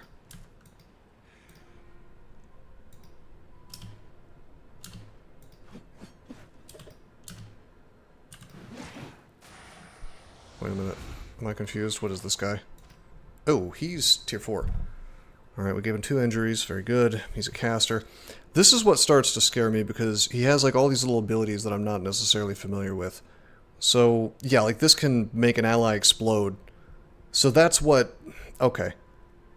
So that's what's up with the tier 2 enemies. They're meant to explode. It probably places a bunch of the lower tier guys next to him, and then he just targets them to blow them up to do their max HP worth of damage to me, or their full HP versus damage to me, but only 20% of their max HP. But that's like a lot still. Yeah, that's like a whoa. That's like a big boy ability. Granted, it takes a turn of lag, but yeah, I mean that'll happen. It's not something I'm new to, so you know, I'm old hat, and my daddy taught me not to be ashamed of that. So, you know, it happens. Anyway, finish him off. Ooh, enchant. Alrighty, you know, I gotta tell you, I guess I should enchant the Gibeon Cape. Or this ring. I mean, I don't know how happy I am with the bleed chance on the 4-Holt staff, because as you can see, a lot of these enemies just can't bleed. What I really want is body part damage on it, I think. But let's just go along with our strategy of enchanting everything that doesn't have an enchant yet. Because, like, look, we just have plus 3 HP that we didn't have before. We lost nothing for that. So, before I try to min-max one particular piece of gear, let's just get something on everything, yeah? My daddy taught me not to be ashamed of my enchants. I see that. Alright. Early onset schizophrenia in this stream.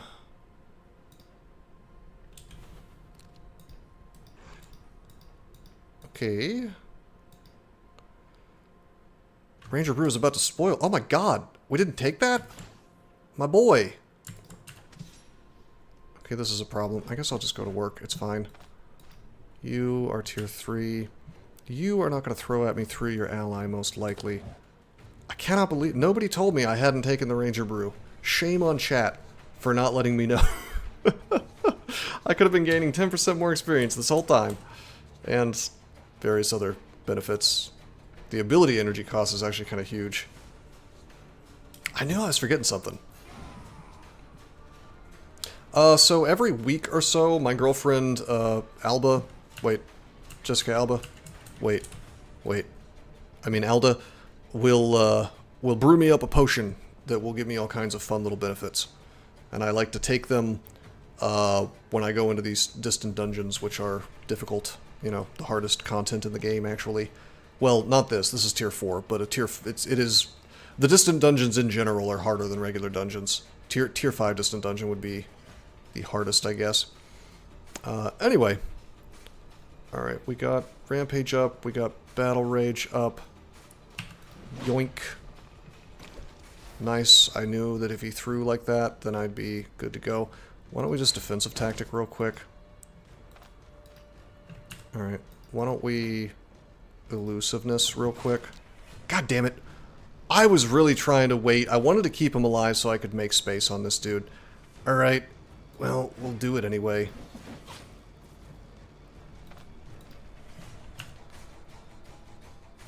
There's another one coming.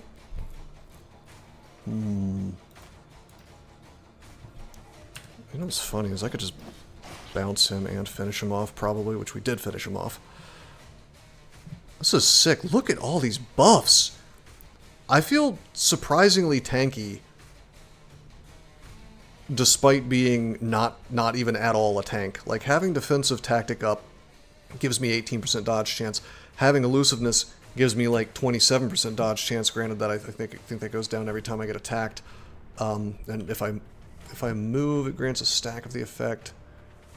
Oh no, if I dodge, it actually... Huh. Anyway, let me look at my dodge chance, because now I'm just curious. I'm not saying this is a tank. It's not. Trust me. But... Dumpster diving. Oh no. This isn't Project Zomboid. Dodge chance 63%. That's not terrible.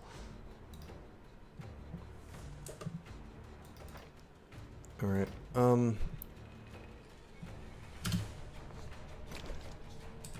seize the initiative. Give us another buff and him a debuff. This whole idea of, like, keeping dudes alive so I can make space is not really working out for me, so I feel like we just go to work, honestly. I'm slightly sad because my rampage is going to end if I'm... You know what? I'm going to preemptively use it against the odds.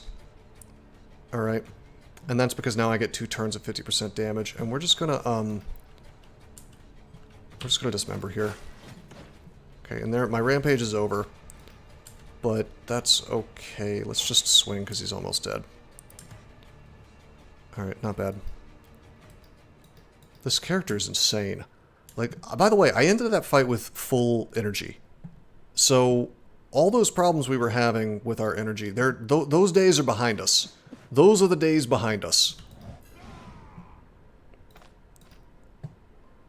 It's just, it's not happening.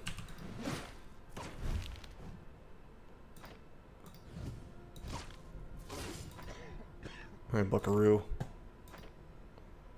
I fumbled that, unfortunately, so he used his Impaling Lunge. I don't know if I like sudden lunge anymore. Like, if I just keep fumbling and it doesn't work, it's a problem. So... Okay, I want to see something. What happened to the log here? We hit him with the make space, and we, like, quote-unquote killed him, but not really because he revived. That means we don't get the extra make space attack on him, unfortunately, although I think that should work that way. He uses nail down, he misses, which is probably good because his head doesn't exist anymore. I counter him, take off his arm. Alright. Okay. Alrighty. Oh, I'm bleeding.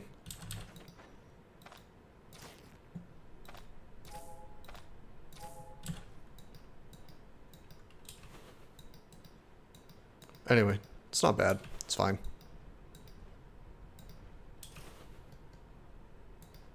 This looks like the boss room.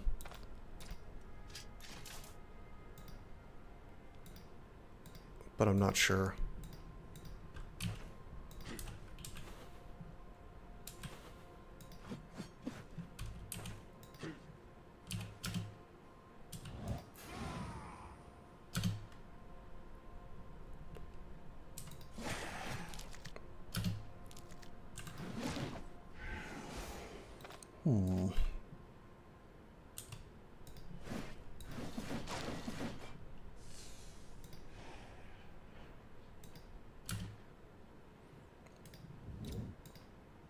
Oh god.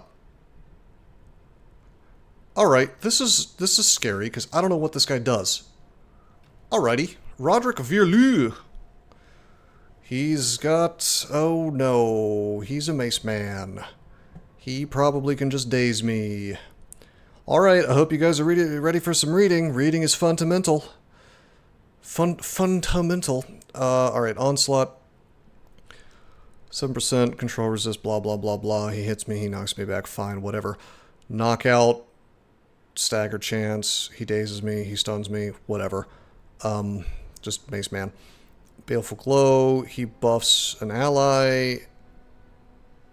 Sigil, he buffs an ally. Death Touch is what we know, it's just ranged damage. Another Sigil, deals damage to me over time. I don't want to stand on it, blah, blah, blah. Curse of Agony doesn't do shit to me because I am immune. Unholy Blessing, more buff, more heal to allies. Living in the Light, passive. Grants 33% less damage taken and 33% life drain for each ally affected by Baleful Glow. Okay, which one's Baleful Glow? He hasn't used that on anything yet, so that's really... I mean, that's kind of interesting, because if I kill the allies when they have the Baleful Glow, he takes more damage, so... But he's got like a bow guy back there, which is going to be hard to kill. Aura of Undeath. Every third spell replenishes 9% max HP. Also applies a bunch of... Holy Resist. 6 spell reanimates and animate. Oh, he's got turn economy. He's reanimating dudes as he casts spells. Alright, and then Dark Vision. Okay, alright, this is fine. It seems to me that we're low on cooldowns here, which sucks, but it's very obvious what we do. We gotta lunge at him. Okay, we got him. Very good. He is staggered. His stuff is on cooldown for 2 turns. That's huge. Oh yeah, of course we full commit, my boy. That's right. Now we just have a situation where I really wish my rampage was up, and it isn't. So... I think we have to use it.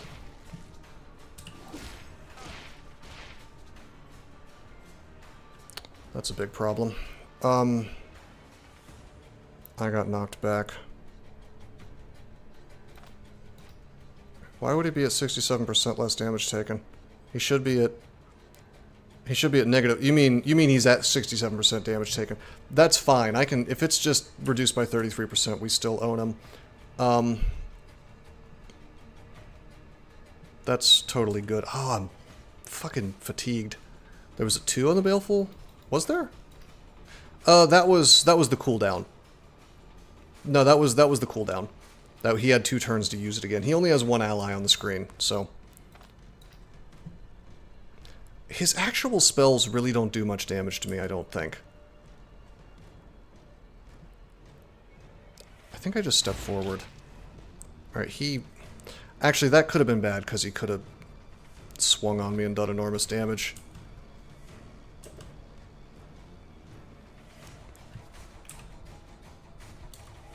Oh, man. Did all my stuff just get put on cooldown? I think we just melee him. This is actually quite dangerous, because he could hit me with this stupid onslaught. I'm not used to this dude being... He's like a caster and a melee guy at the same time. What I'm doing right now is insanely dangerous. I'm up against a wall. He knocks me back into it. I get stunned. He actually used knockback on me, and my not this time bailed me out, I believe. 44% HP. That, yeah, it's an issue. He's injured, though, so he's very likely to fumble now. This was too dangerous. I shouldn't have... I came at it at the wrong angle, but now I feel like I just have to commit. Like, I should be standing here. I went here with the idea that, like, it's harder for bow guy to hit me, but I should have. Like, obnoxiously, the bow guy knocked me back during this. I don't want to get onslaughted.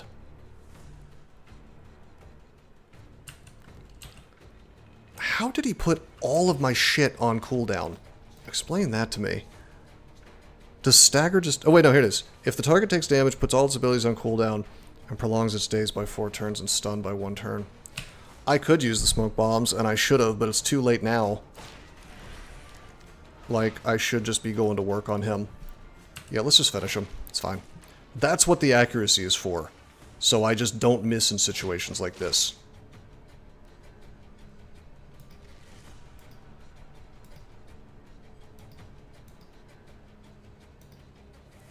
I mean, yeah, just the cooldown thing is not great for me, I gotta say. But we made it work. But yeah, mistakes were made. That was not done perfectly. We made it happen just by sheer strength of arms, but literal strength of arms. But that could have gone a lot worse for me. I mean, not this time definitely bailed me out by blocking well... no, did it block a stun? I don't think it blocked a stun. I think I just didn't get knocked back into the wall. That may be it. Me being dazed wouldn't have even mattered that much, because he already put my stuff on cooldown, so... But I should not have let that happen, basically. Although I think I kind of had to go into battle with him in melee. I think I just had to accept the risk. I should have probably opened up with... I should have had against the odds... elusiveness, defensive tactic up. I underestimated his melee skills and overestimated his casting. Like, I had this idea in my head that his casting was going to be the main issue there, but actually it's not. So that could have gone worse. But, you know, I'm such a big baller shot caller that it didn't. Haha. Alright, are we going to get the funeral mask? Whole thing to reposition. So I didn't want to do that because I didn't want him to sit there and just revive everything, but come to think of it, he didn't really have a revive spell. So probably you're right, honestly. Probably I should have dashed away if I had to guess. Dash towards the archer to clear the guards. Well, that just gives him more time to, like, do stuff. What I really wasn't... The thing that really threw me for a loop was the archer bouncing me back. That really screwed the fight up, because I was, like, ready to spend another turn wrecking the boss, and I got bounced back, and it, like, took away a turn of damage that I was going to get. And it was, like, free... It was free turns where he was on cooldown due to sudden lunge. So, anyway, everybody think good thoughts about funeral masks. Nope, no mask for me. Instead we get this... What is this piece of shit? What is happening? Unholy resist, dodge chance, block chance, damage. It's like a very nice defensive amulet. I don't think I care about it, but I thought bad thoughts. Yeah, I know you did. Oh, you bad boy. We got the Crown of Boner the Dauntless. While equipped or in inventory, killing enemies replenishes twice as much situational morale and sanity. That's actually not bad. It's actually not bad at all. I don't hate that.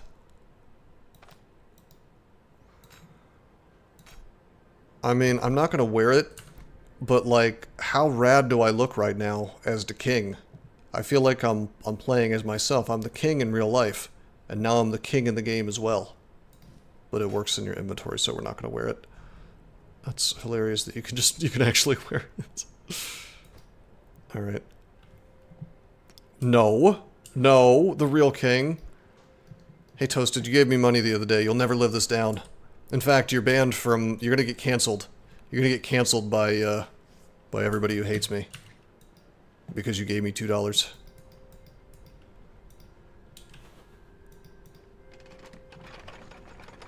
The character reflects the man. Yes.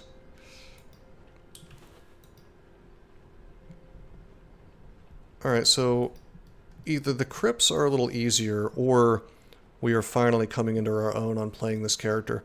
My instinct is that brigands are just really goddamn tough, and, you know, we chose the hardest T4 to do first. And this is kind of like a victory run. Your choices will be remembered. Alright, I'm gonna take the treasure hunter backpack. This is mildly annoying.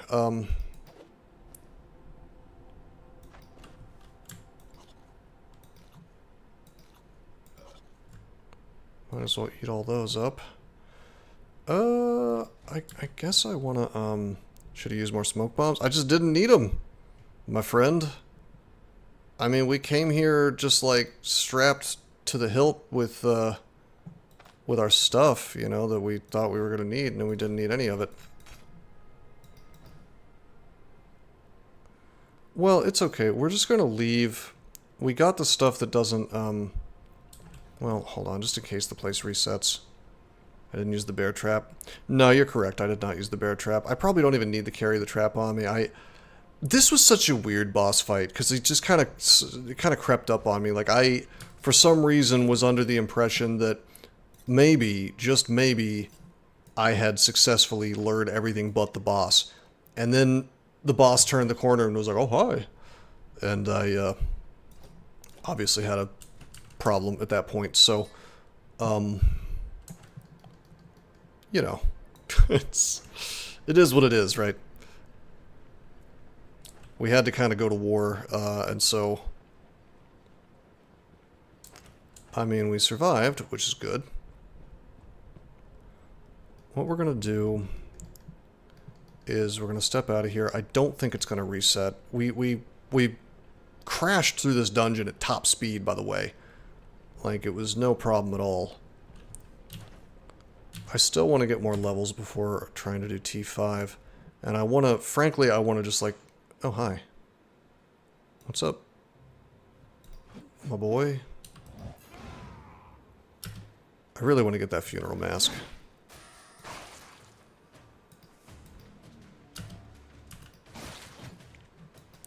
Turns out level 1 ghouls are just not... They're not doing much to me. But yeah, I want to get that funeral mask. I can really only get it here and the tier 5 distant dungeon. I guess I could also get it from just like regular tier 4 crypt missions, but I don't know how to find those. Like, for example, this is tier 3. I think that, like, if you clear enough missions in an area, they will... let's see, that's tier 3 crypt, tier 3 vampires, tier 3 brigands. Down here, I know there happens to be just like a regular tier 4 vampire mission, and I think those can have relics too. But, that's Dinbury, but I think you can get tier 4 in Rotten Willow as well. But I don't know, I'm not sure.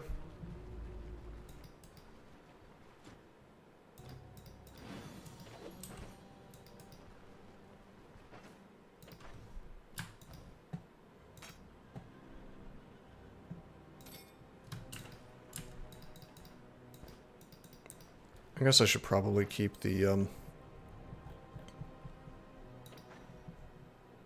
casket on me.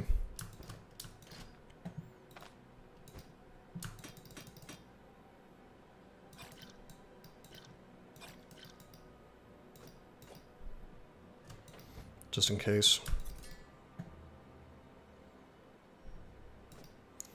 But all the other fancy stuff can go away.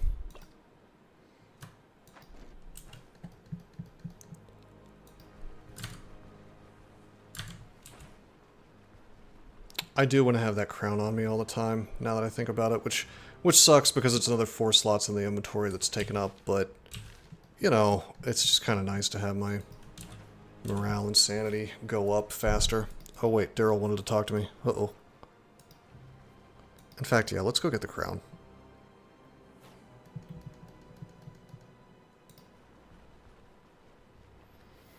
Do-do-do-do. Do-do-do-do-do-do.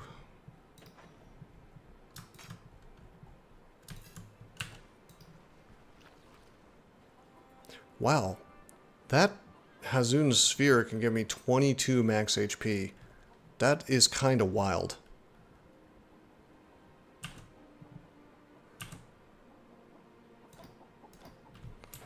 Alright, I just bought a whole ton of fodder, so I don't have to go hunting for fodder purchases. So, thanks, Daryl. Thanks, my boy.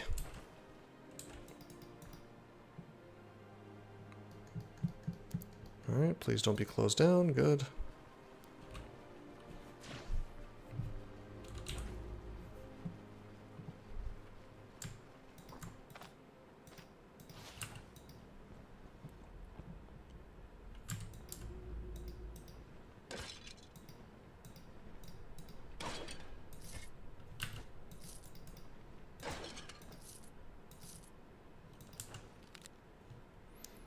I guess I should have been a little more careful here, because the fact is we haven't finished this. So I'm sitting here fighting some of these dudes with a backpack on, which is not amazing.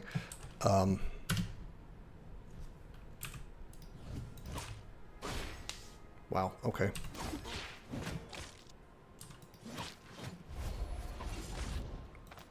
Getting a bit robbed on damage here. You're injured.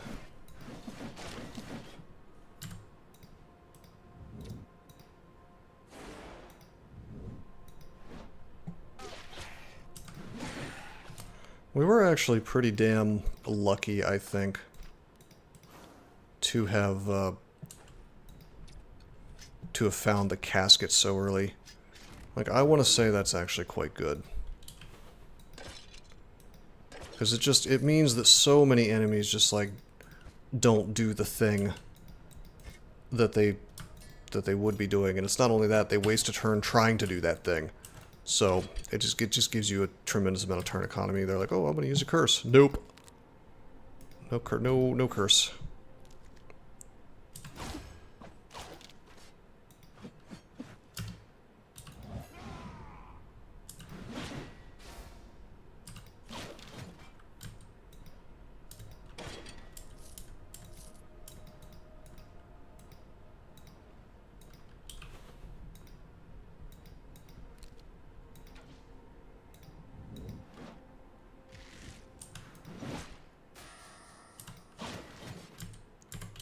Not bad, not bad.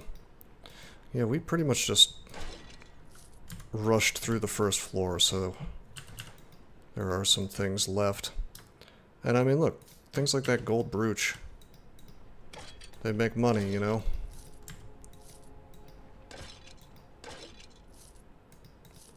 So it does behoove me to kind of roll through here and grab everything.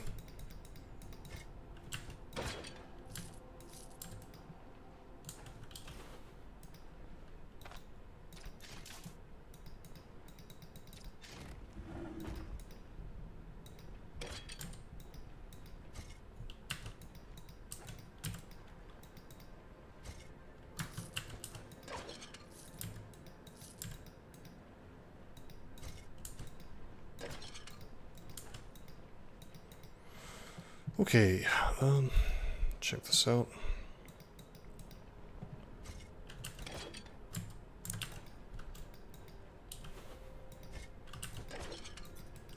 But yeah, what I would really like to do is get that damn funeral mass, so I think I want to try to figure out how long it takes for these places to respawn. Because you could do these things more than once. And so, frankly, my my instinct is to just literally sleep a bunch of times next to it and do the thing again until I get the damn mask. And you can only find the relics once, so, you know, eventually it's got to give me what I want. I suppose I could, like, I could go do the brigand one again in the meantime, although that one's, I don't know, man. It's pretty spooky.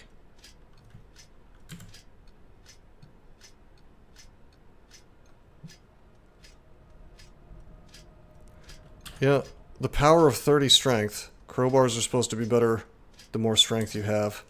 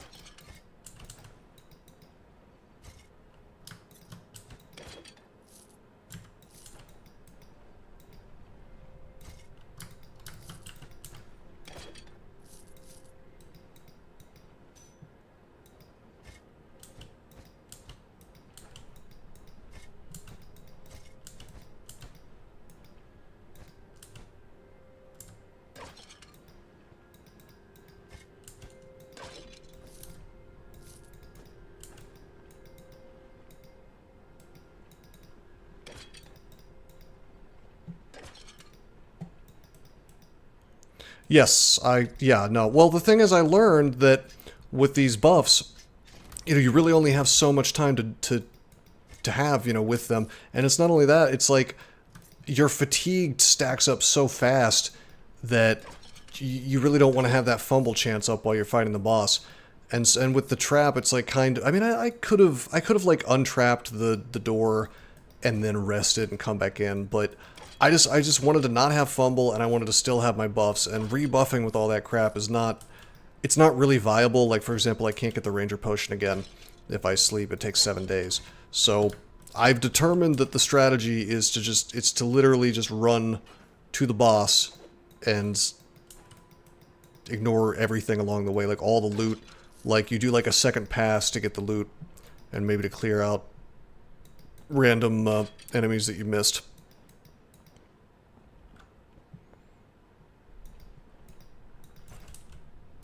Seems good.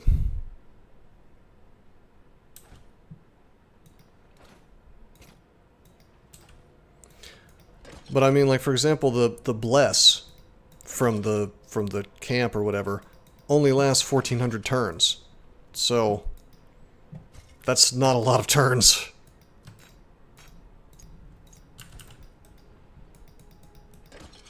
Doesn't matter if I have buffs while I'm sitting here looting.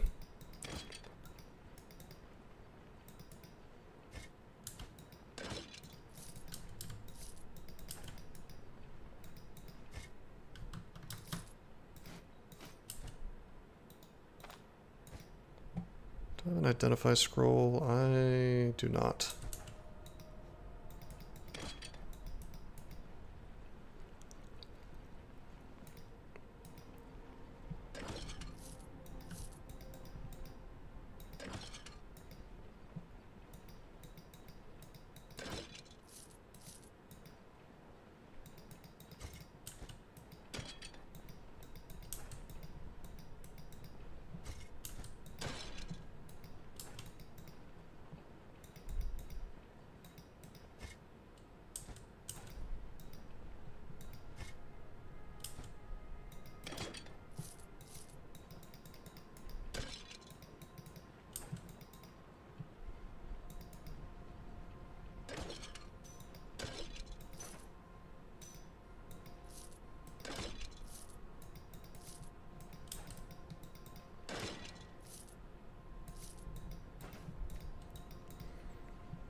It does seem like if you're careful about the way you're doing repairs, The good news is these things do pay for themselves. Like, you can never press the actual repair button again, but that's okay.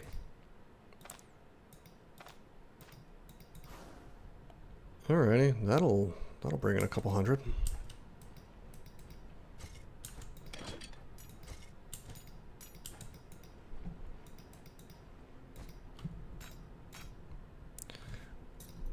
This is such an interesting little amulet. Like, it's honestly great for defense. The fact that you can just get flat out damage redux on an item is pretty nice. We're gonna sell it, obviously. We care more about damaging our enemies, but no, actually I think this is gonna sit in my caravan, because there's a chance, I don't know, I might want that unholy resist, I don't know.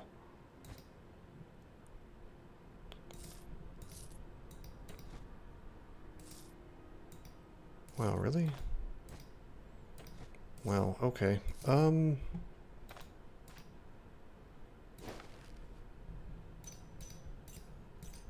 We have just enough space.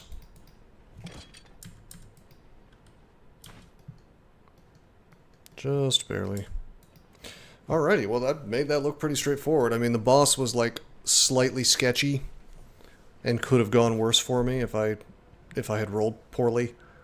But it was mostly done right. I'd say like all of this was done pretty much 100% right except for the boss. I definitely need to be more, I guess I need to respect daze and stun more. Because, oh boy, that could have gone badly. Small ghoul spotted. Oh, hey, you're back for some more. He should have stayed running away.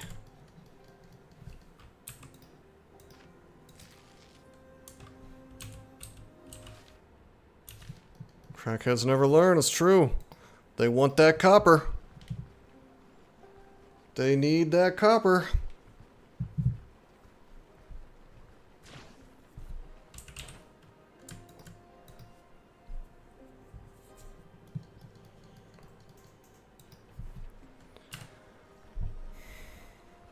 God, they really do look like crackheads.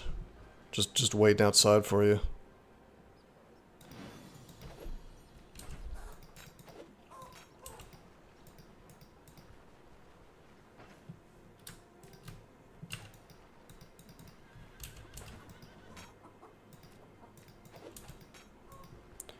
Anyway, let's put our ill-gotten gains away.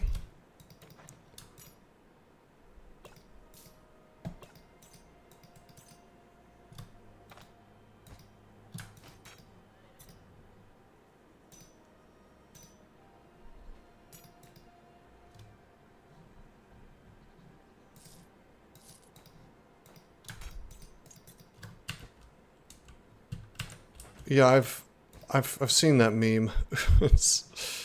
I don't know, man. The flock cameras, it's just like, I hate the fact that America is becoming as miserable and hellish as the UK, you know, at a rapid pace.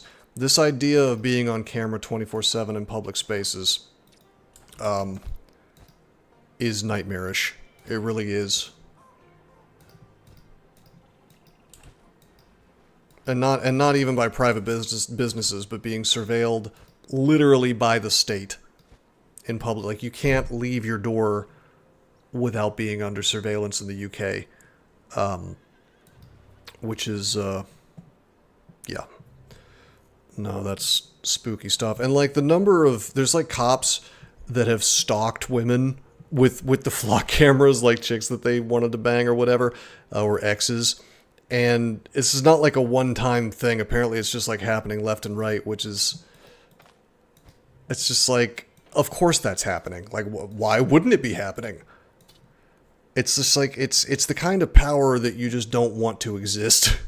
It's... And of course cops are... they tend to take the easiest route because, you know, it's like they're doing a job. Their job is not necessarily to find criminals, it's to get convictions. And so, you know, there have been countless cases of like, oh, well, you know, the flock camera picked up somebody and the AI said that you kind of looked like that person, so we're going to arrest you now. it's like, well, no, actually, the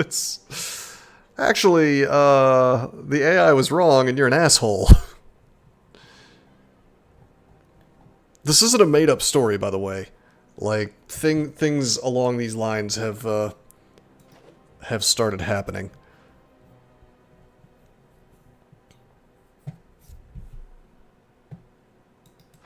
And it's like the more you trust the machine to do your job for you, you know. And the only thing that's going to stop it is like multi-million-dollar lawsuits, by the way. You can't, it's like any other situation where you're dealing with some entity with a tremendous amount of power, you know, and a hard head. You can't argue them into behaving. Got them there and it reduced crime. Somehow it doesn't work in the US. I mean, I have no doubt that they would reduce crime, actually. If you had enough of them, I have no doubt that it would at least, I don't know if it would reduce crime, but it would probably lead to more crimes being solved. I just think that there are other issues that matter more than that, like liberty, and the state not having quite so much power. Yeah, I mean that's that kind of thing. That kind of thing will happen.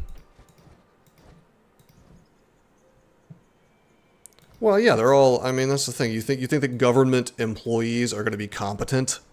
No. They have infinity resources, but you can't you can't use money to buy intelligence. You know. Generally speaking, smart people do not work for the state. And if they do, it's a very temporary state of affairs. Or they hate every minute of it. But horrible bureaucracy does not generally attract intelligent people. Well, that's another problem, Gridgem. That's, you know, the government of America, left, right, or even center, its goal is to extract money from people. It is not, you know, there's no philia there. They're not your friend, you know. I'm on a break, yeah. Yeah, have you been to the DMV lately? Need to have something done to your title? Take a ticket.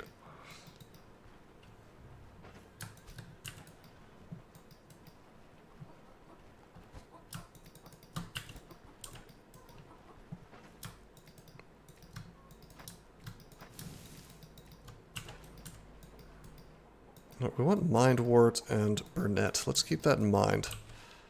Alright, there's all these little points of interest. Should I... Hey, what's that up there? Should I go check that out and see what it is? It looks like a house of some sort. We could just, like, go on a little adventure. Like, traveling around the world finding POIs. Although, if I walk into the, if I walk into like a tier 5 distant dungeon and it's brigands, I could have a big problem. Although Fort Grey Falcon might, I think there's only one, so maybe we're safe. Hi.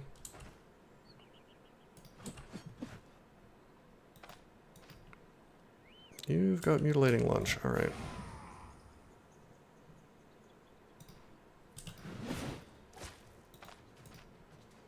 Dazed for one more turn. God, he absorbed so much of that, but at least we got the bleed on him.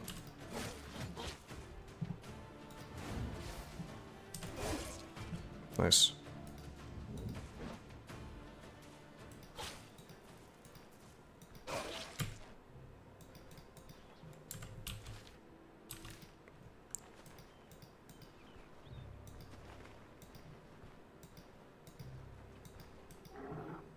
Okay. Probably should not piss off the moose. Moose trail. We could certainly fight them one at a time. We have that power. What happened to my... What happened to my claw trap? Did I just not have it on me? No claw trap, no net. A bit spooky. YOLO moose time. No, we're not fighting that. We're not doing that. I know I blew up my net, and I need to have a net on me all the time, so this is not ideal. Our inventory is just getting kind of... it's just getting kind of junky.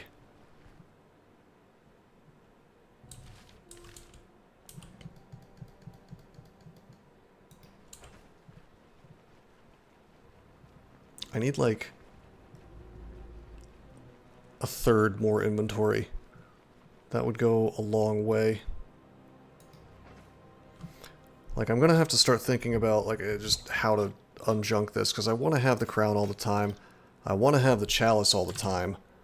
I guess I could just not have the chalice all the time and trade that for the mask, maybe. Huh.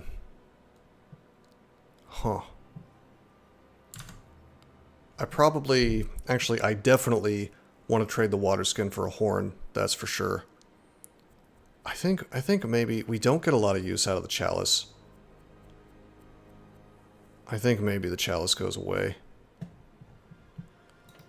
I am curious what happened to my claw trap. I guess I have that one. Like, have you guys seen me use the chalice to actually turn off a physical or magical effect? Other than when I first got it?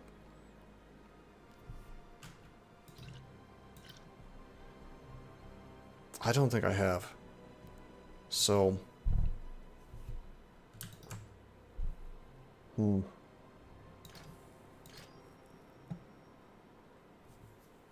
Yeah, I think that's going to be it. We're just not going to carry it with us.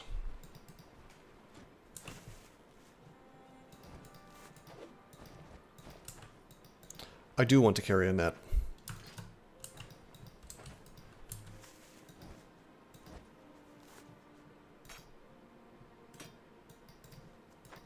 But yeah, if we had the horn instead of the water skin, that would just be... You'd be able to take up these, like, precious, or less precious lower tiles in my inventory, and it would help. So we want to get the horn as soon as we can.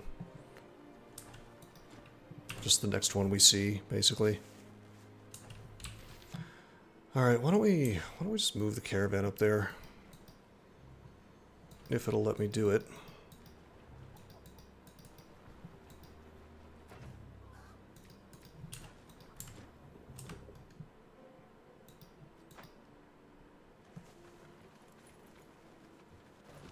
I could have just walked, I guess. What might that be? If that's tier 5, we're not going in. I wonder what that is. I bet it's a tier 5 dungeon, though. Alright. I swear there was something else I wanted to do before walking out of here, but... Oh, right.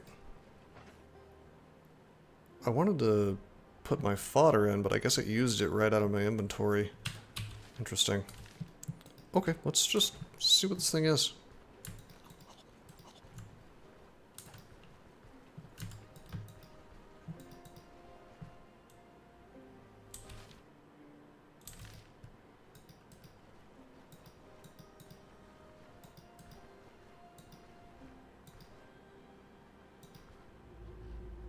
Chapel of Holy Terror.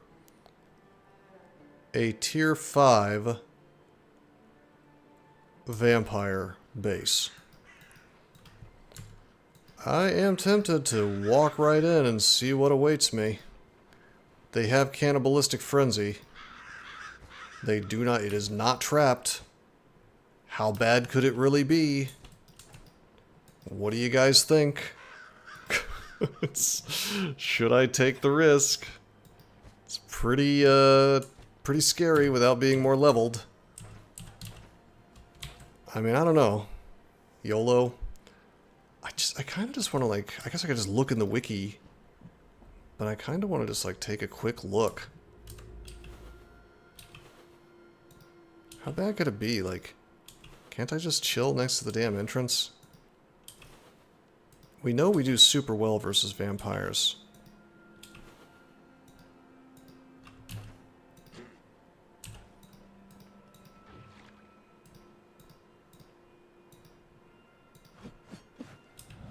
So I've seen this guy. This is just a blood golem. Or a thrall. He's tier 4.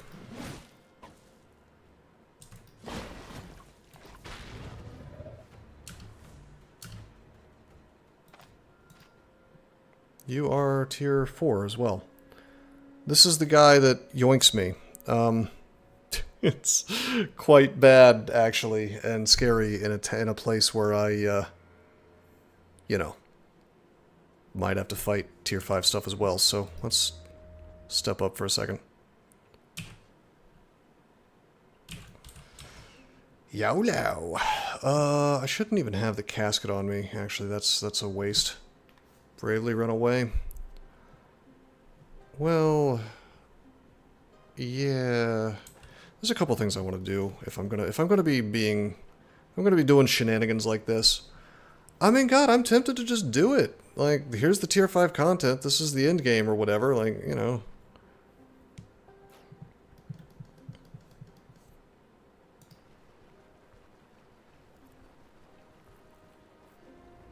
I don't have tier 5 body armor, but otherwise, you know, and I'm missing 2 pieces of jewelry, but otherwise I'm doing fine. But yeah, we don't need the casket of the relics in here. I can only lose once. It's true, bro. It's true, man. That's so wise. So wise. So wise, bro. Bro, so wise.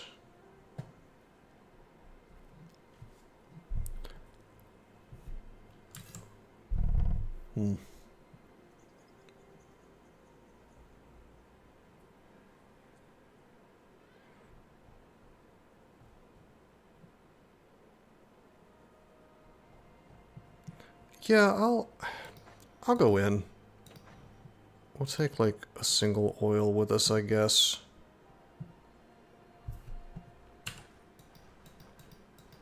And then, like... I'm just gonna go in for a minute. I can't do the training, but it's fine. We're just gonna, like, check it out. I don't need agrimony. Yeah, this is fine. How bad could it be?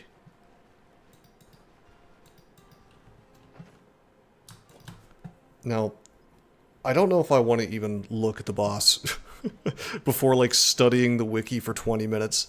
Every single boss that could possibly spawn. I remember what I wanted to do. I wanted to grab the hornet honey. Yeah, we want to have hornet honey on us. That's my true panic button. I just see this as, like, it's just like a quick dip. We still got 2 smoke bombs. I should have grabbed more smoke bombs, but that's okay.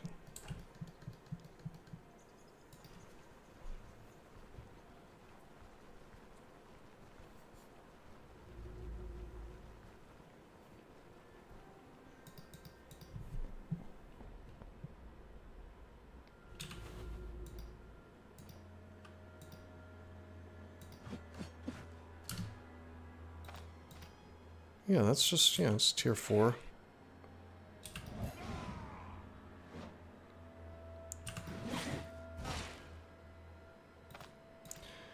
Okay. He does have sudden lunge, doesn't he? Just a tip of a T5. We did the hook shot, and we got 2 injuries and bleed on him. And unfortunately, he has sudden lunge. I probably should have lunged at him first. Did we just miss? No way! It's from the stagger. Tries to land a fumbled strike, Impaler dodges out of the way. That's brutal. Okay. I would like you to stop doing wacky things to me, so let's just against the odds.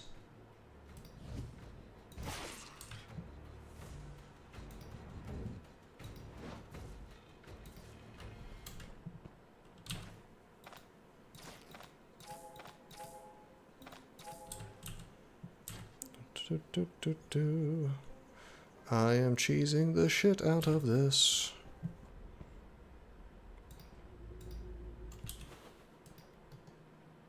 Hi. Ooh, there are 2 of them. Things are getting out of hand. There are 2 of them now. I will wait until I have against the odds up.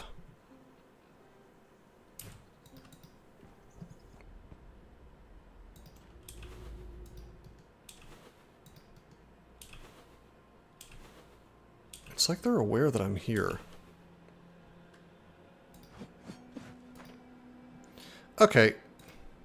Maximum danger. So here we go, our first tier 5 enemy. Maximum danger. It don't get no more dangerous than this. Alright, I like the fact that there are 3 entire rows of abilities that I have to read. Very cool. Summon Thrall, alright, we know what that is. Summon Spitterworm. I don't know what that is. Draining Sigil. He's danger maxing. 3 runes.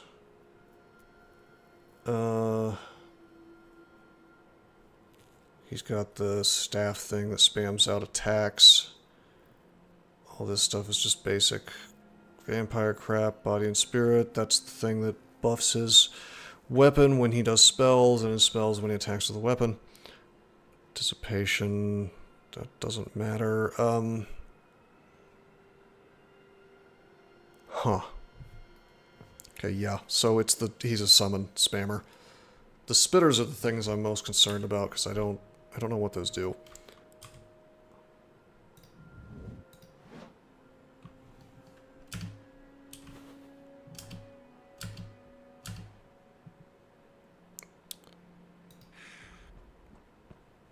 I would like to not fight like 40 things at the same time. That would just be a grand old time for me if I didn't have to fight 40 things at the same time. Yo! Wait. Are there 2 things on the same tile here?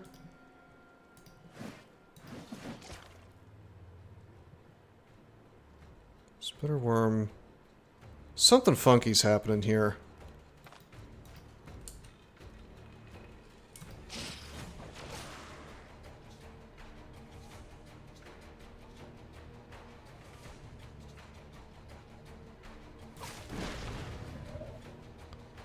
Oh. Did he, like, explode it somehow?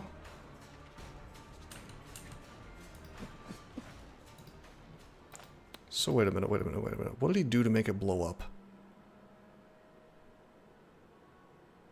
Because I attacked it, but the thralls aren't supposed to die like that. Unless there was some kind of bug happening from them being on the same tile. This thing just doesn't look very dangerous. As long as he doesn't, like, I don't let him hail blows me for a ton of damage, this just doesn't seem very spooky.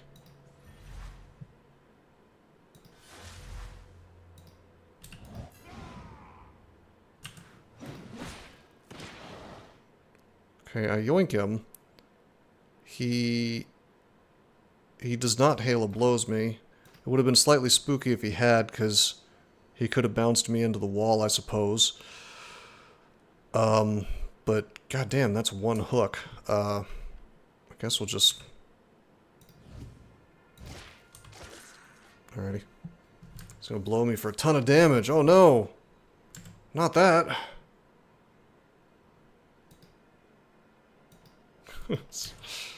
Oh no, I would hate that. Oh. Oh, girl, no.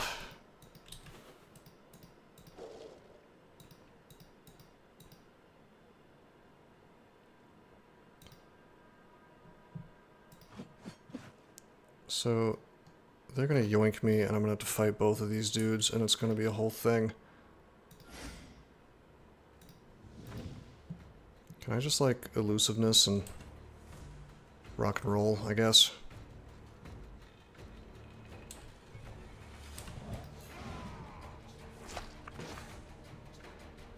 I actually wanted you to pull me. Alright, perfect. This may seem shitty, but it's not.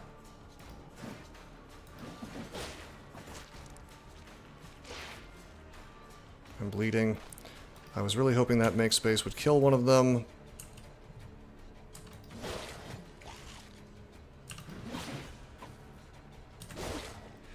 Alrighty, that was dangerous. But apparently not so bad. Oh god, it's another one of those casters.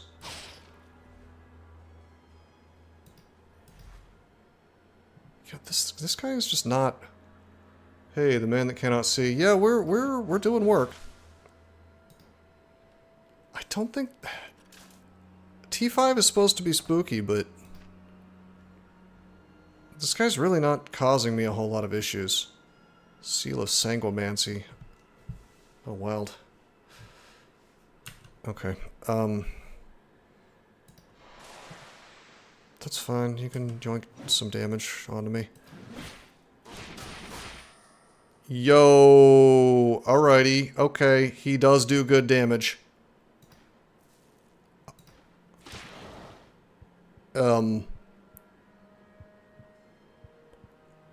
Yeah, that's damage. Okie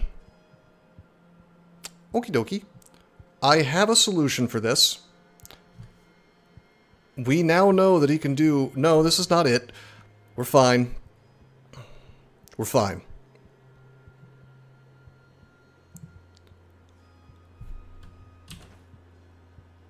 It looks bad. He's hurt too, though. Everything's fine.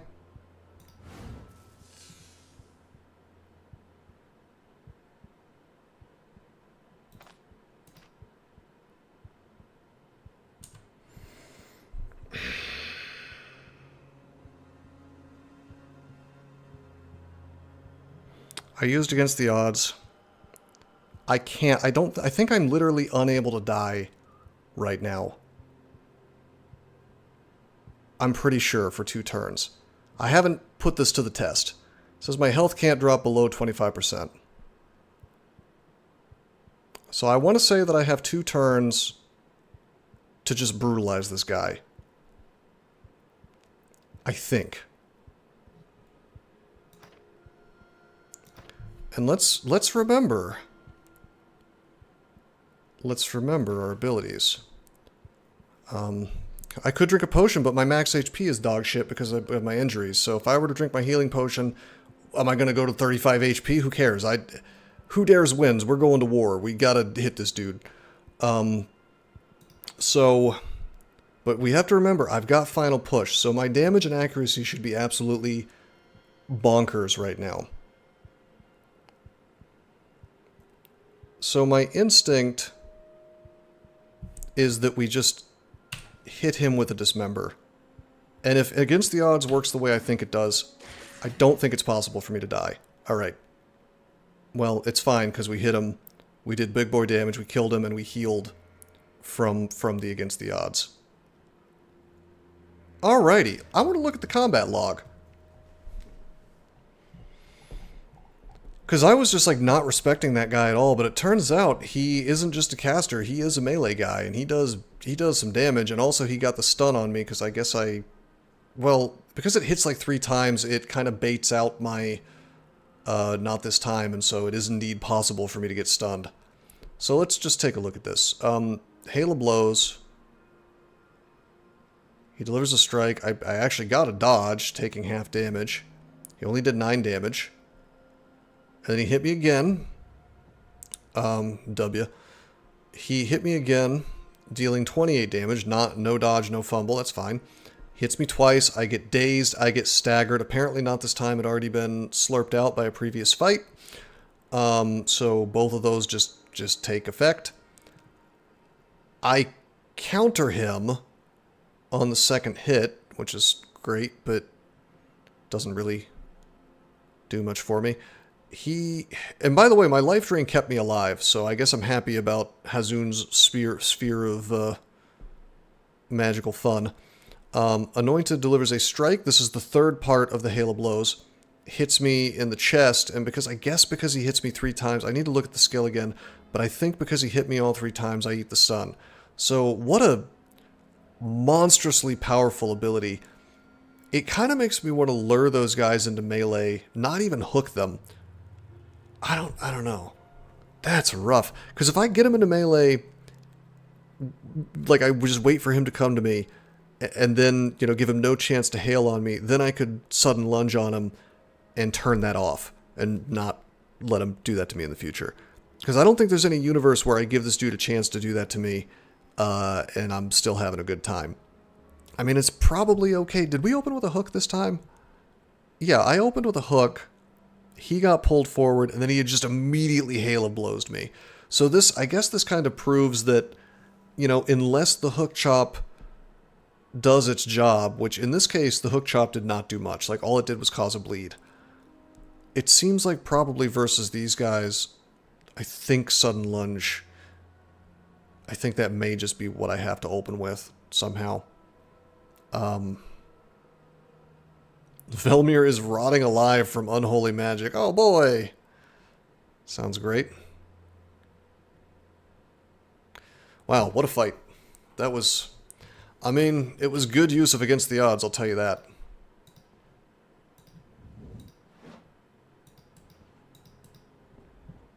God damn.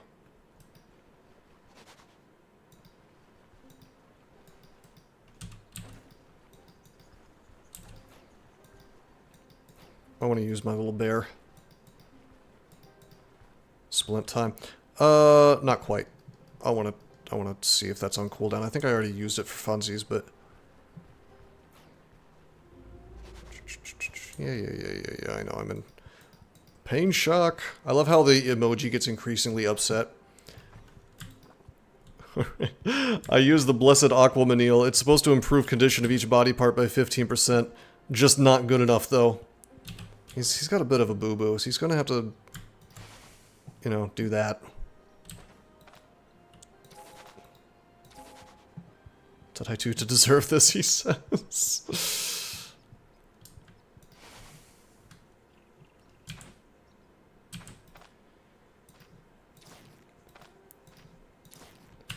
God damn. That, I mean, that makes me appropriately afraid of T5, I guess.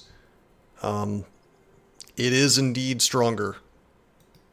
Like, there is no question about that. Even the caster dudes, you expect them not to be able to do much damage. Oh no. They do the damage. It makes me want to run Nikaf, actually, just to get fumble chance down, for one. Although, the weird thing is, we did not fumble when we did that hook chop. Oh man, Alda's talking shit to me. Did you see that in the log? Somebody really did a number on you.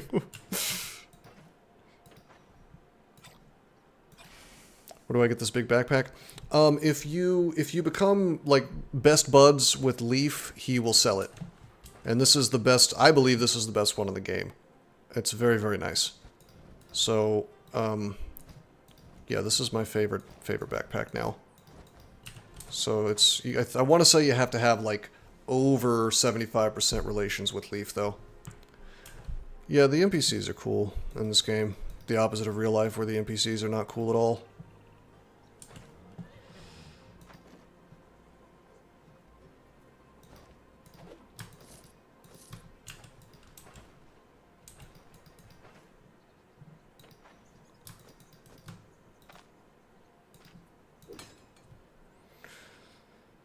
Okay, terrific.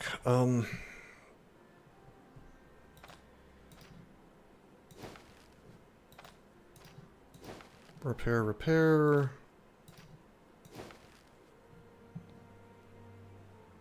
NPCs of the DMV, pretty much, yeah. You know what? I want to make my hat have more durability. Because why wouldn't I? And Daryl can do that for me.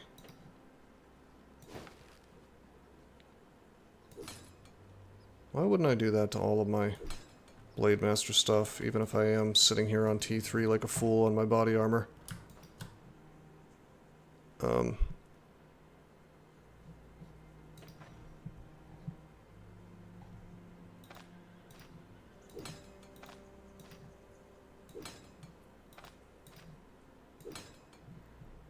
will definitely save me money just to use these on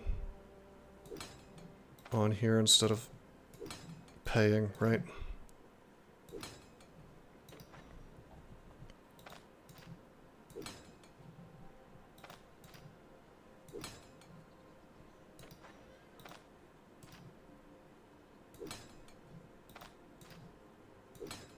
Pretty good.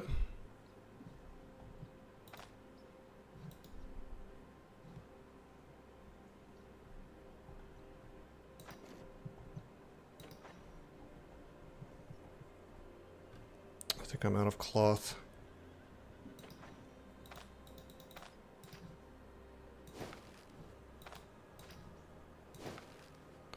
There's something weird about using the armor kit to repair the cloth hat, because I can get the full 15 if I'm only 15 below on the weapon. But on the hat, it just doesn't, I don't seem to get as much value out of it, which is extremely obnoxious. So it makes me want to strictly use cloth scraps to do that. Oh, hey, there's the drinking horn, so let's go ahead and... I said I wanted to switch out. And that's definitely still the case, so...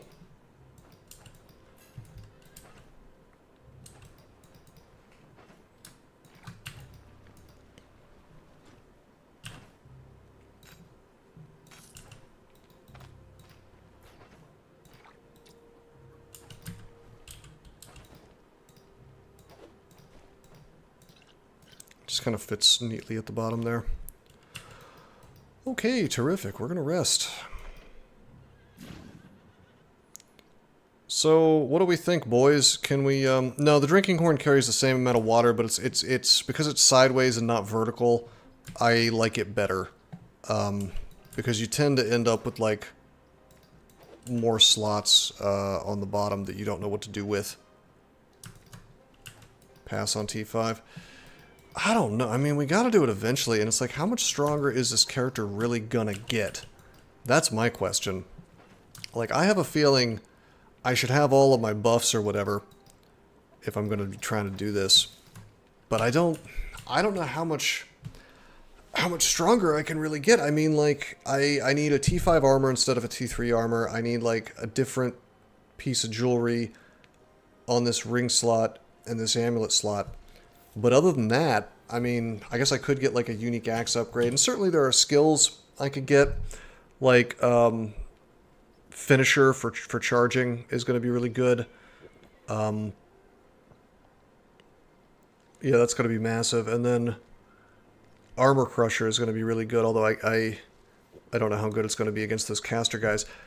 I'm just trying to figure out, like, what is the proper strategy for those dudes, you know? I guess if I pick up offensive tactic, that's going to go pretty hard.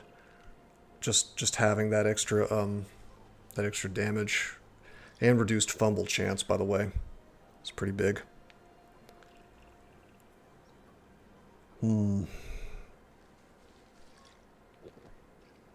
It's 2, 1, 2, 3, 4, 5. I've got 6 more skills, or 6 more levels. Found jousting armor. That's pretty good. Let me look at my little plan here. Oh yeah, well, I guess I will say that if I get another level, just one more level, I'll have peak performance. So then I will be dodging that kind of bullshit a little more often.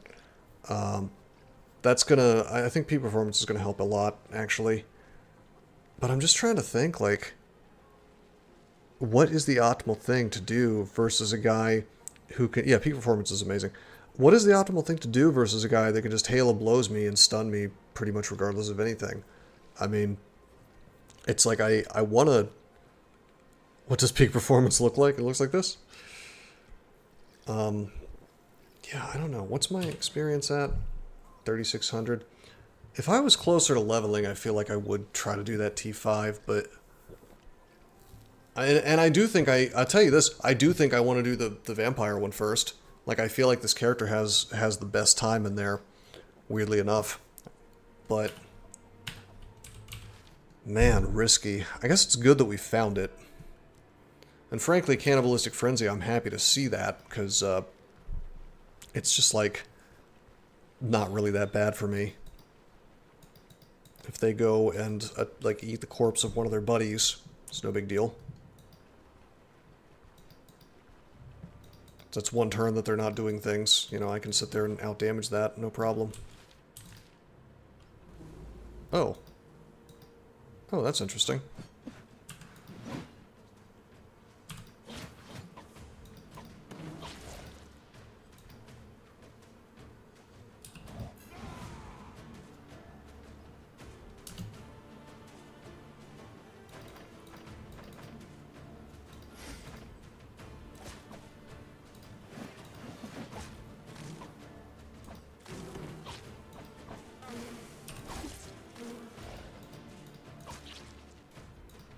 I'm just gonna get the hornet honey from this, because why not?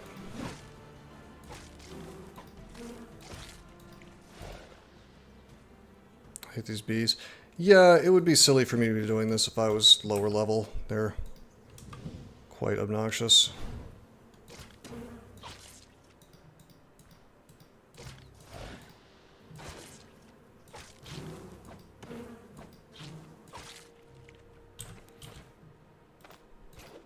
Whoops.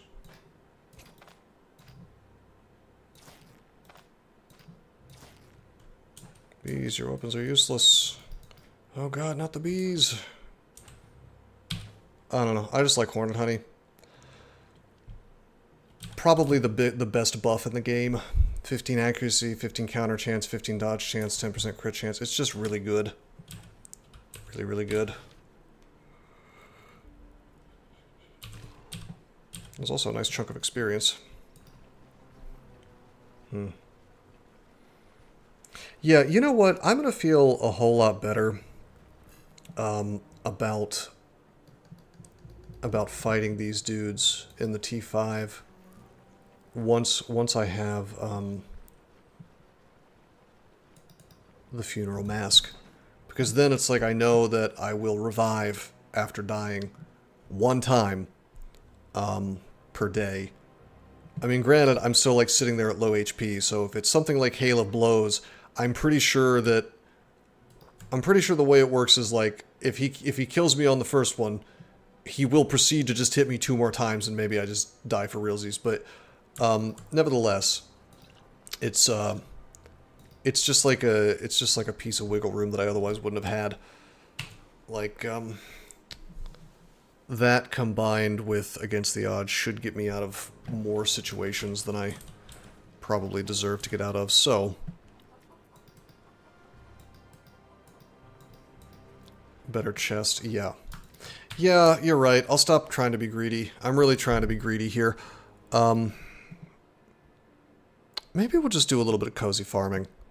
We'll just like run through a couple of offensive tactic. Yeah, let's just do a little bit of just like some T3s.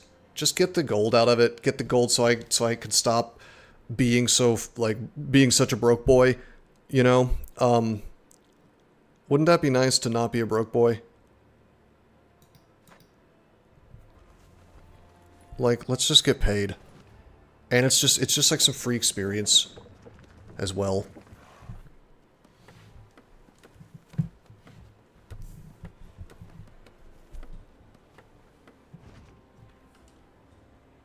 I can get my body armor, I can get my jewelry. Those 3 missions will be good enough. I see we have a settlement situation. It's the poison. Alright. I really don't care about reputation gain. Why don't we go straight to the catacombs, actually? That's mildly obnoxious, because I don't think I get more money or anything for doing the settlement stuff, so, you know. Yeah, we're just going to go straight to the catacombs for this. I also don't need to have this bottle of oil. I do wonder that maybe I should have been throwing oil at the guy, you know, at those enemies. Really interesting stuff to try to theory craft like what the actual optimal plan of action is in situations like that.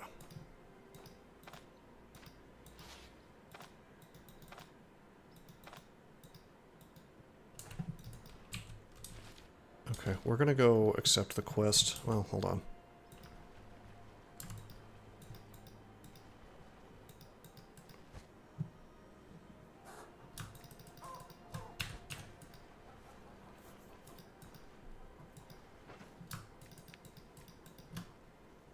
Actually, can I just... hold up. Can I make an omelet with this? Yeah, I can.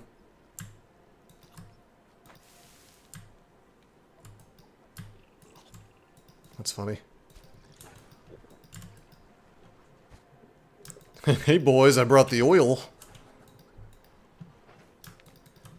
Hey boys. Hey man, everybody likes oil. They like to oil up. Time to oil up.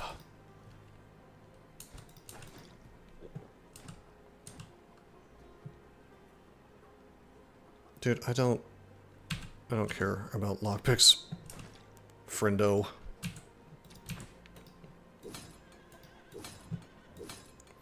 Alright, we got 2 eggs and 2 pieces of smoked ham. I think we are good on food. I think we just run straight to the catacombs and do the mission. I am... well... actually... does this irritate me at all? It doesn't really do anything that I care about, actually, so we'll just do the crypt. Because it's closer. And then perhaps we'll move the caravan here in a minute.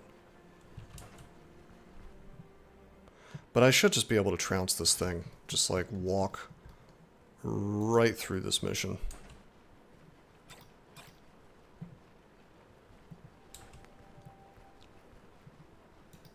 I just probably don't want to sell anything until the settled situation's over. Because of this nonsense, disrupted logistics. Trade favorability is down. Corpse stench. Wait, no. That's the other one.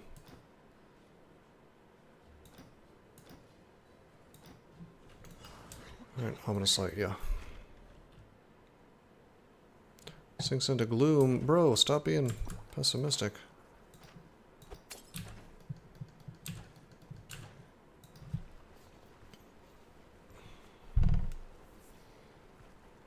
I really need to get some of my caravan stuff upgraded because I want my morale and my sanity to go up faster.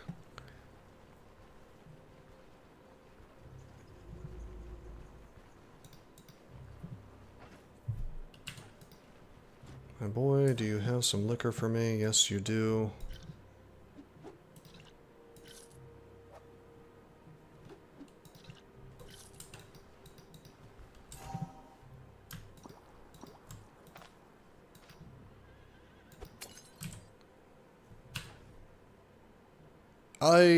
I agree. Bad plus well, I don't know. Traveling in general just could be... it could be improved in this game, I'm not gonna lie. It could be better. Alright, is there any buffs that I care about? I don't want to train with Leaf. I don't want to bother her for the potion. I do want to use this because there's no reason not to. We got Big Brain. Okay, experience gain. Sure. Less psionic resistance, but that's okay. We got Big Brain, boys. This is what my brain looks like in real life. Oh, so big. Girls see me, they're like, oh, it's so big. Your brain is so big. So smart.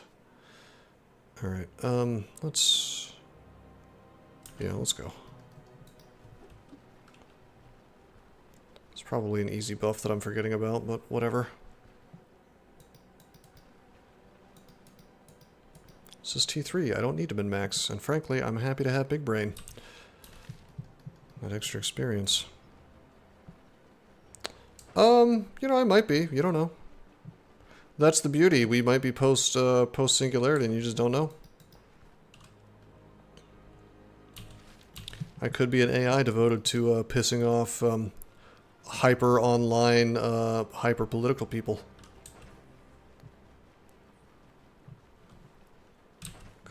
Could be my whole reason to be.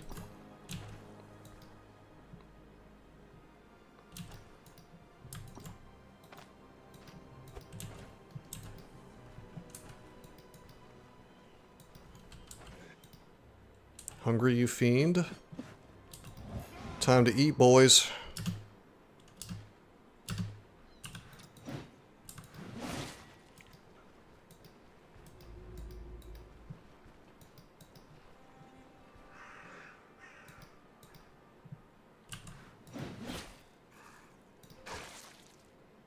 I am not eating a death cap, my friend. You almost missed, well, you did miss me, almost dying to a tier 5 distant dungeon and deciding it's just not time to do that yet. Destroy all Well of Souls. It's probably because it's like, it's just like, so tasty, it's almost like you're dying, it's so good. So tasty you could die. But you won't, because it's, you know, it's perfectly safe.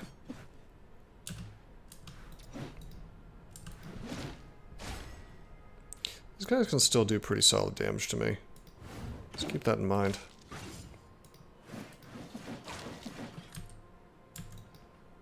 Like, it may be tier 3 or whatever, but...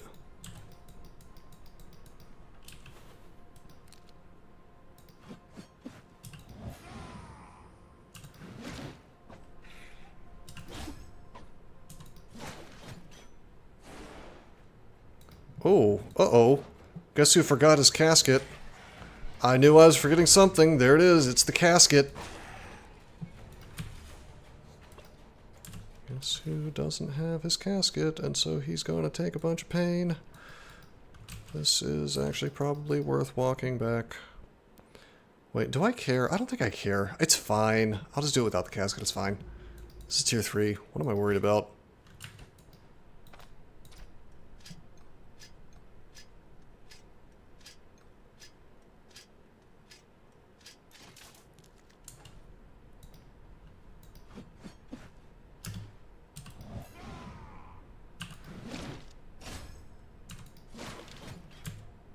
I like how the head went all the way across the room.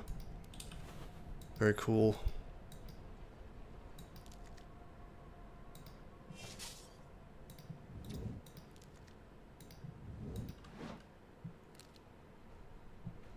They really do need to tone down the fails on the crowbar. That is for sure. Oh, I like that. I like that changing at the last second, and I misclicked and hit only one of them and not both. I thought that was really cool and not annoying at all.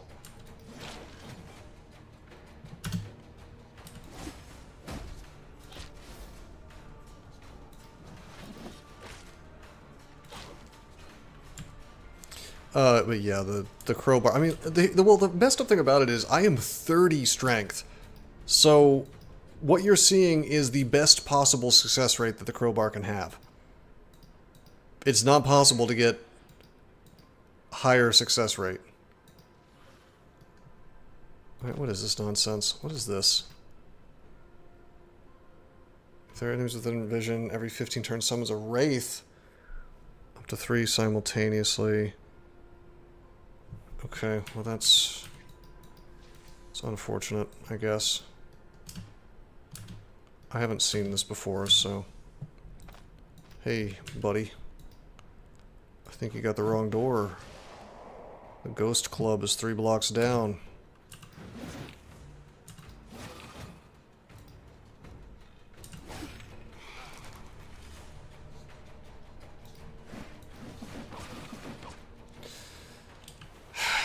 This is too obnoxious. I actually do have to go get the casket. This is... I mean, it's unfortunate. But that curse is just going to be too... It's just going to be too much of an annoyance.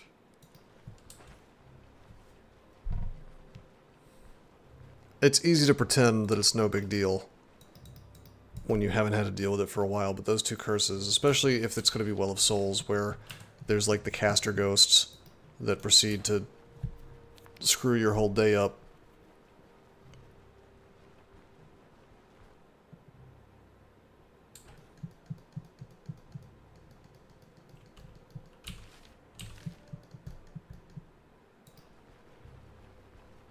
But this is kind of another thing that Stoneshard is just like very... It's got that grindy nature to it, like, hey, you must grind your inventory management as well. You know, God forbid the casket just kind of doesn't take up inventory space. Instead, it's, take this with you on crypt missions, but nowhere else. If you forget, now you have to spend 5 minutes walking back. It would perhaps be, like, less annoying if traveling wasn't so just, like, tedious. But, unfortunately, it is, so...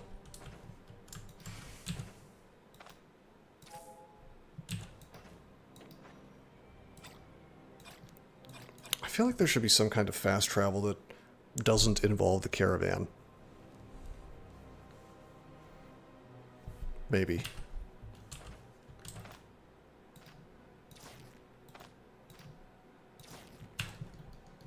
I don't know the exact solution here. I just know that this whole situation could probably be better. Somehow. Endgame relic for fast travel? Yeah! I mean, yeah, sure, why not? Yeah, that would solve it. Sure. Let my boy, like, teleport wherever he wants. You know, once per day. Anywhere on the map that he's been to before. Not even places he hasn't been to before. It's gotta be, like, a place you've actually visited. Why not? Yeah, exactly. That's what I'm saying, exactly. And that's, to me, that is the true, mark of a good game that actually respects the player and respects the idea of progression. It's like you've interacted with all the little systems that the game has to offer and the travel systems and all the tedious stuff. Now you're high level. Now it's easy. So that is actually a really good idea. Like a relic that just opens up a portal once a day and it just takes you, you know, a lot of people don't know this, but with a car you can go anywhere you want.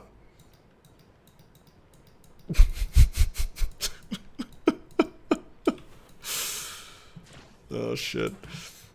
All right.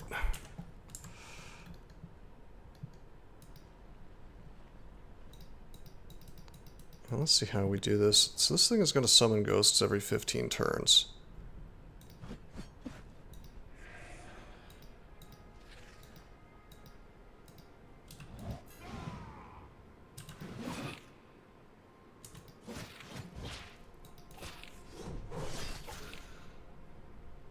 Am I getting experience for this? Just 10?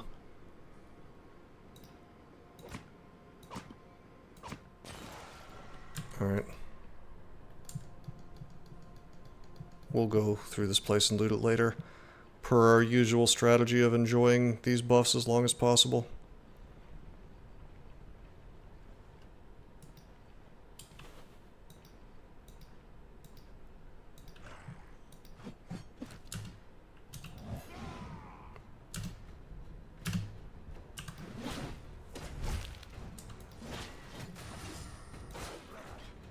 Pretty good. 5,000 decapitations per second.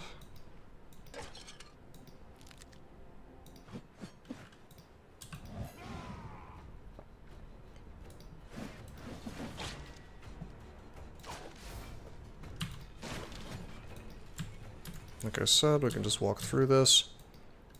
I'm actually, frankly, more excited about just like getting peak performance online than any of the equipment that we're going to be getting from the money from doing these quests. Like, if we could just get another 1100 experience or whatever. In fact, why don't we just go ahead and... Wow. Yeah, they have, like, stuff in the Discord, yeah. You gonna suggest your fast travel idea? I mean, shit, I'd vote for you.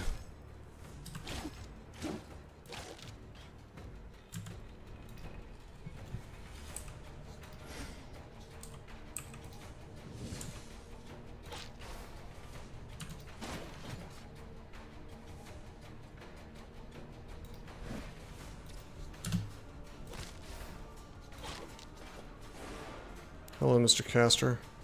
Nice try with the Curse of Agony, but I said no.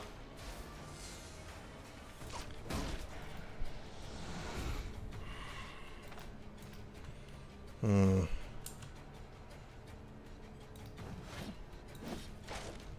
that gives me some energy back.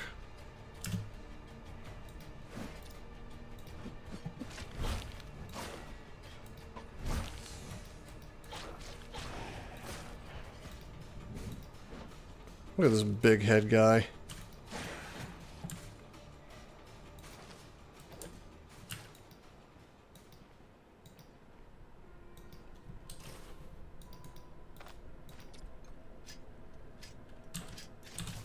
He's got a pile of experience for that. I will say that, like, Stoneshard doesn't feel very grindy with experience. Like, depending on how you play it. Like, in the early game, it can kind of feel that way if you're trying to cheese out experience from, like, luring bears to towns or whatever. But, like, it just, I don't know. The progression feels okay with the experience, for me anyway. It never feels like you have to sit there and farm, like, content that you're far, you know, too powerful for experience. It sometimes feels that way for money, which is unfortunate, but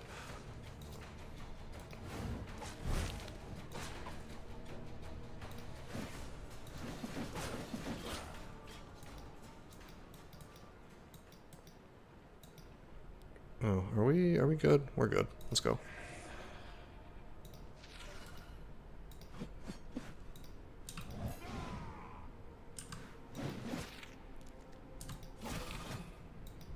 Not sure what the optimal way of fighting the spirits is exactly.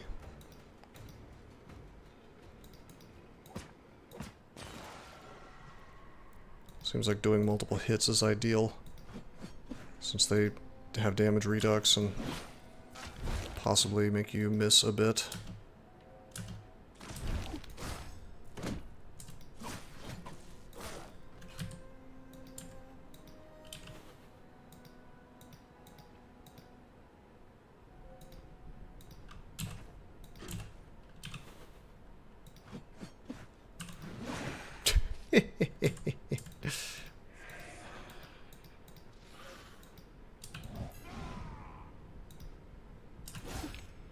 Probably seize the initiative actually immediately to get that buff and the debuff on them. Dude, that's the most satisfying thing in this game, or at least on this character, is just like luring guys around the corner and then doing 1 billion damage. Hi. Hey, Egon Stepman the Seeker. Lesser Ritual of Resurrection. Well, let's... You know what? Let's just rock and roll, my friend.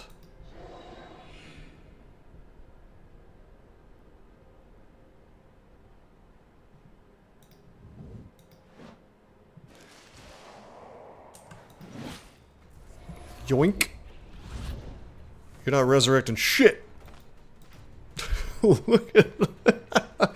See, when Hook Chop does this, I'm very happy. Two sets of two injuries, 2 bleeds, actually 2 moderate injuries. I mean, that's what it's supposed to do. Why don't we, God, I almost want to against the odds. Let's just do this, actually. I'll bounce him, it's fine. He'll die. More perception. Alright. You may not like it, but this is what peak performance looks like.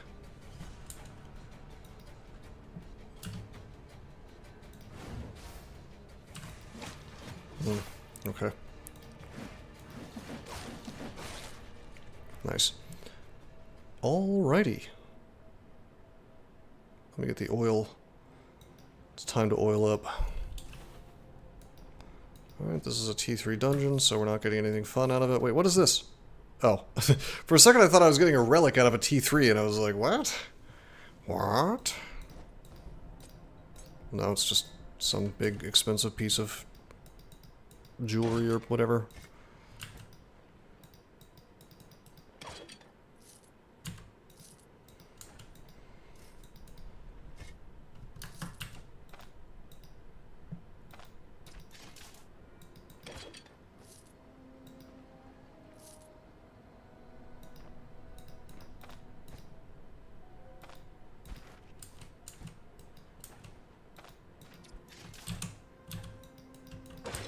Level 25. Now the max is 30. So we actually are getting there.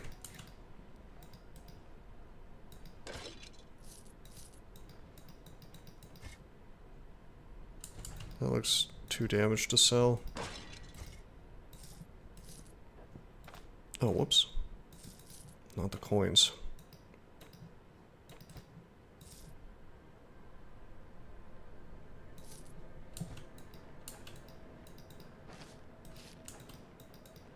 You know what this backpack reminds me of? It reminds me of the fun little, like the box backpack from Kenshi.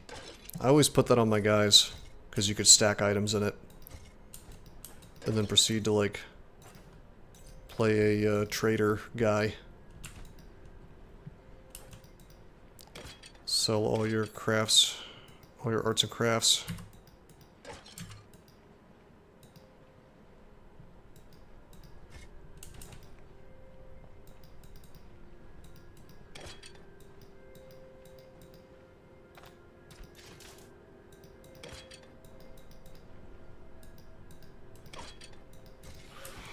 Whoa. This guy's not happy that I'm looting his, apparently his magic ring.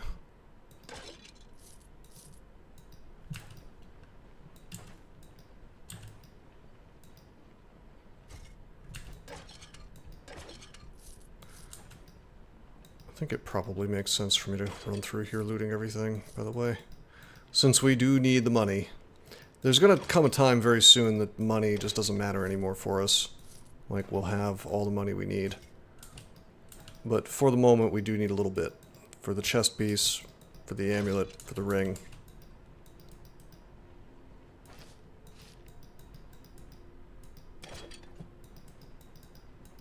And I do want to see where my fumble chance... Hey, thank you for the follow.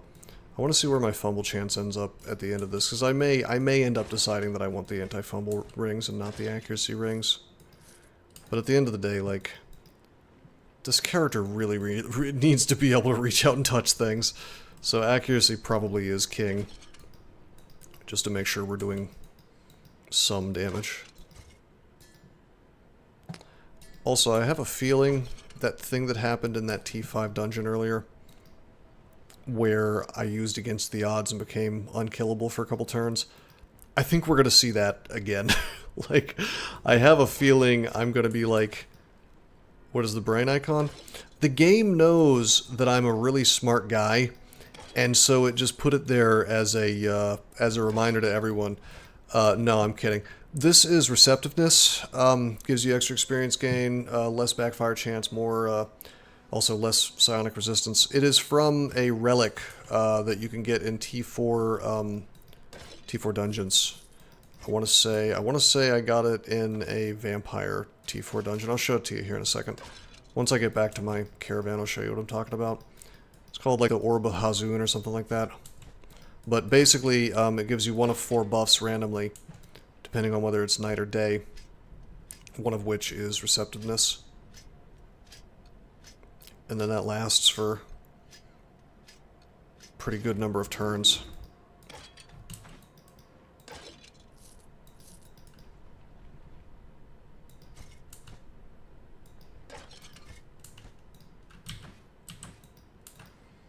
So, it just kind of becomes this fun little buff that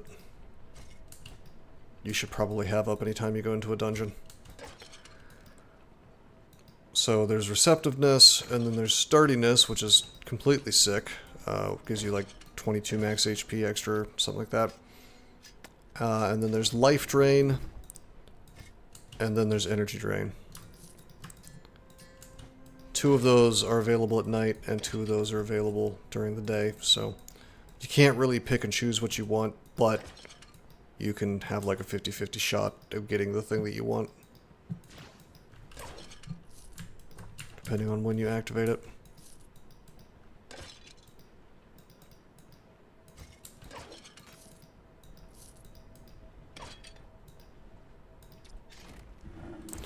And it's super cool, and I think it's really good. It's like getting a buff at no detriment to my character obviously feels good. However, if I could pick and choose which relic we had right now, oh boy, it would be the funeral mask. That's what this character wants. Imagine the raw safety I would have felt with the funeral mask on while that T5 anointed was smashing me in the face with a staff. I mean, actually I wouldn't have felt that safe, but I would have felt slightly less pants pooping, perhaps. Okay.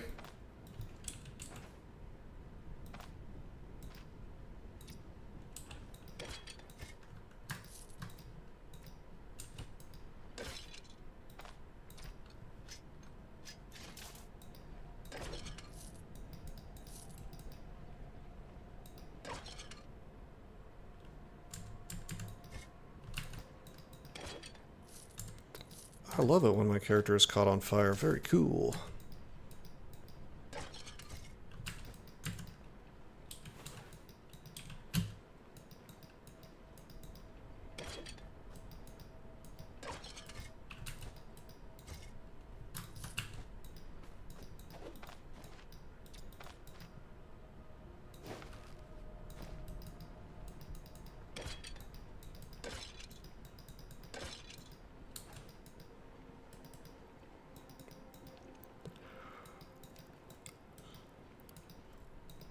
Cool thing is, though, once I have all my stuff, all my equipment, you know, I probably don't even have to min-max repairs that much.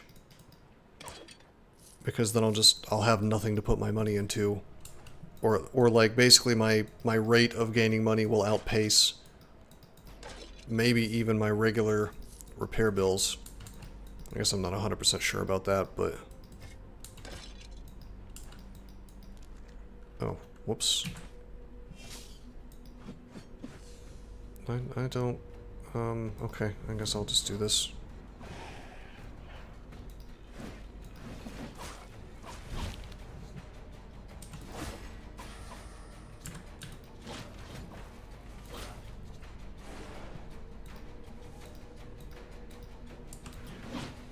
I'm not really wanting to fight while I'm in the calf aftermath, but here we are.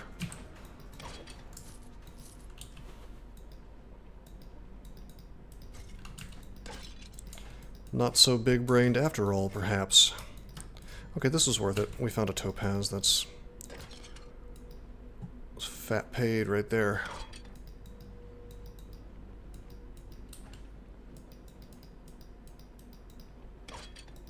Alright, back to the caravan.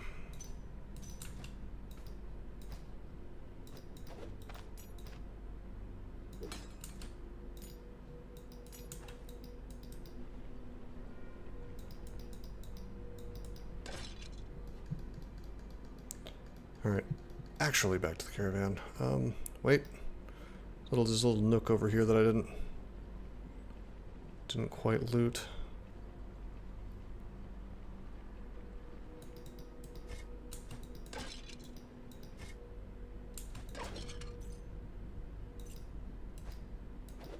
Yeah, it's probably not worth it.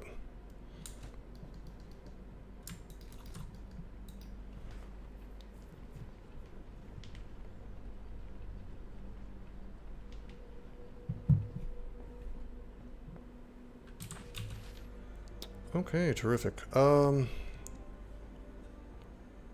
think we turn in at the charcoal burners camp. Yeah, for military. Probably. Puffball has expired. Yeah, so it's not for food, right? It's for throwing at dudes to poison them.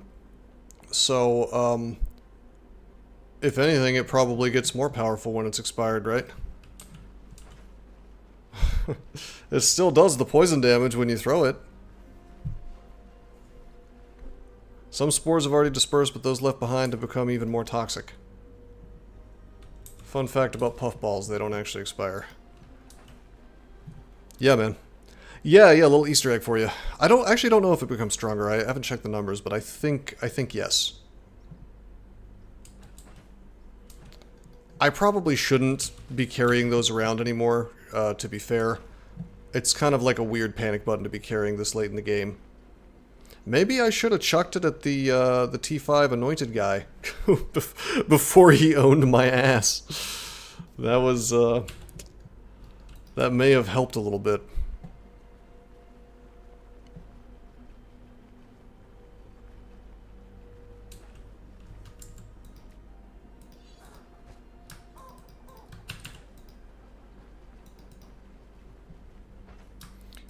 Okay, casket can go away.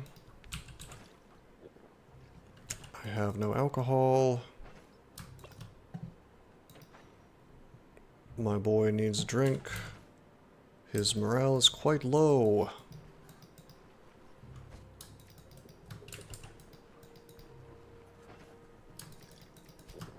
Alternately, we could just eat an omelet.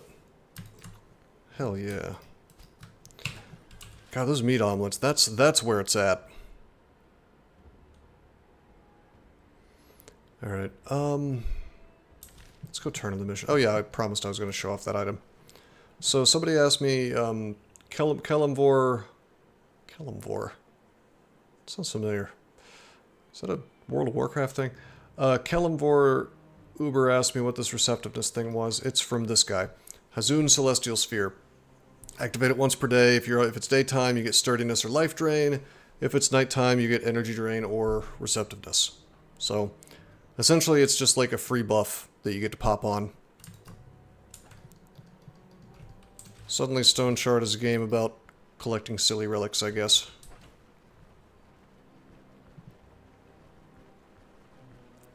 Kind of cool.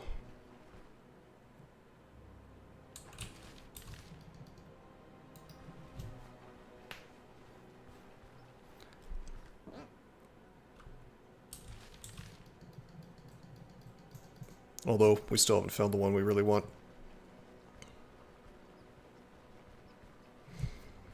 What's interesting is, we could go back. Do I ever use speed up? The mod? I typically don't use mods, although, you know, I tell you, I am tempted with how shitty the traveling is in this game. You're absolutely right that that would make this, more fun for me.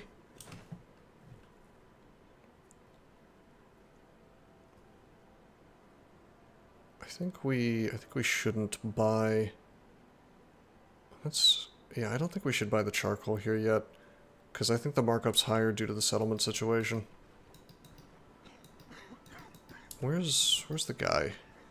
There's the guy.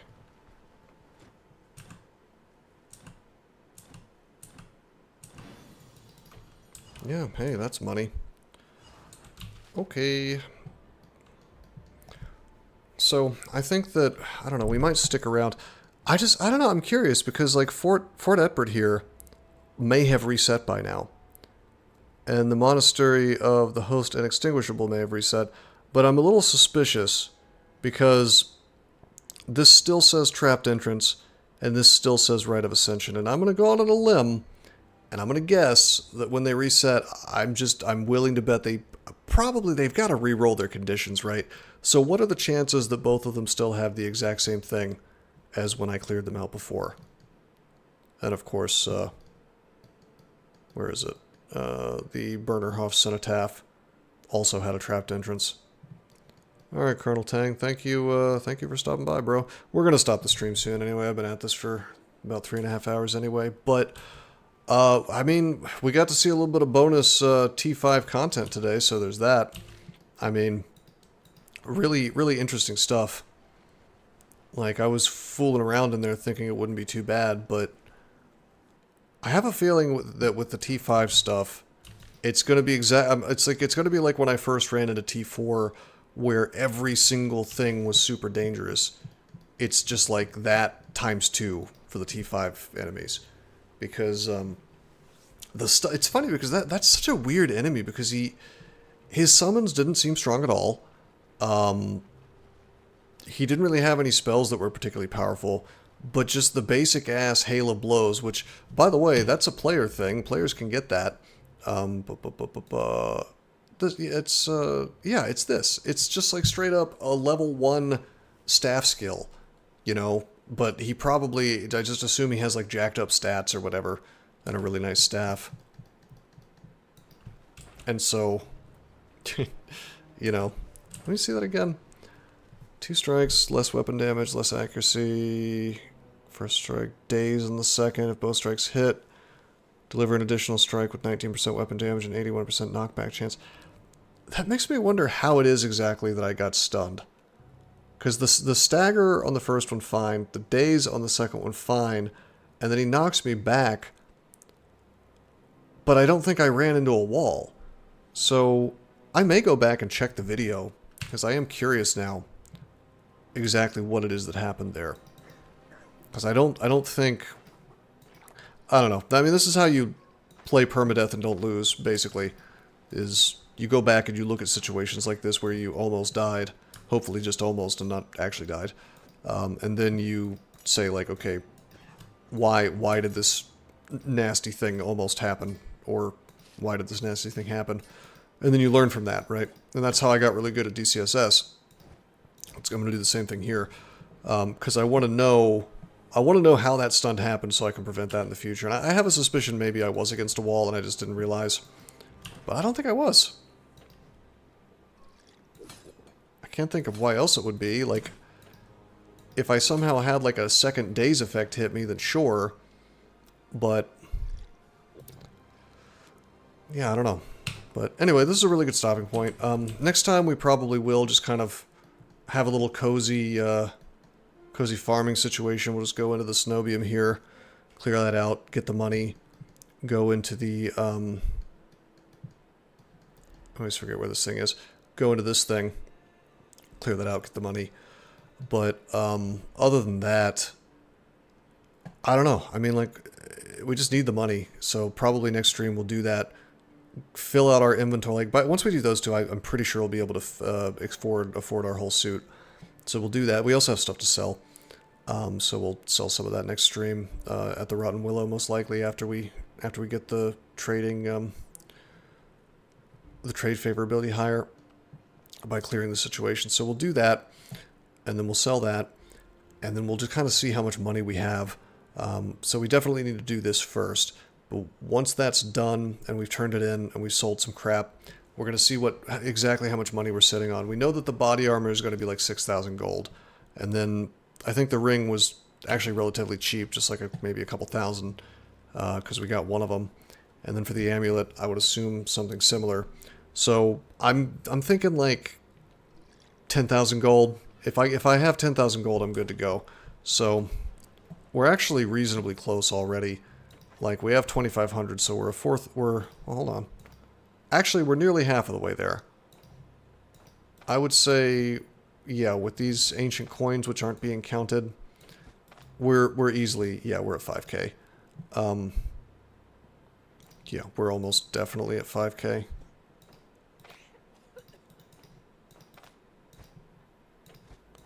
Yeah. Yeah, we are at 5k. So, one more mission and then selling all this crap, because our caravan is like, it's like chock full of stuff to sell. Topazes and gold nuggets and rubies and all this crap, this ornate disc. You know, there's it's not going to sell for 800, but it's going to sell for a lot. So we've got things to sell, you know. This armor that we found, actually. The boots that I used to be wearing. Yeah, so there's money. There's money to be made, for sure. So we'll do that. We'll do that one mission. We'll sell some stuff. Probably that'll be enough. Then we'll go to Bryn. Then we'll get our stuff. And then I guess, I don't know, maybe next, God, next stream I really just want to get the mask before I hit T5, but maybe, I don't know. Maybe we'll just like hit up the vampire place again, T5 vampire, and see if we can't make it out alive. So, alrighty. Well, that was a good stream. We cleared out another distant dungeon. We got to see some T5 content, so I can't complain. We almost died. I think that was the most exciting moment of the stream. Probably one of the closest ones, although we had against the odds to mostly bail us out. So, alright, cool.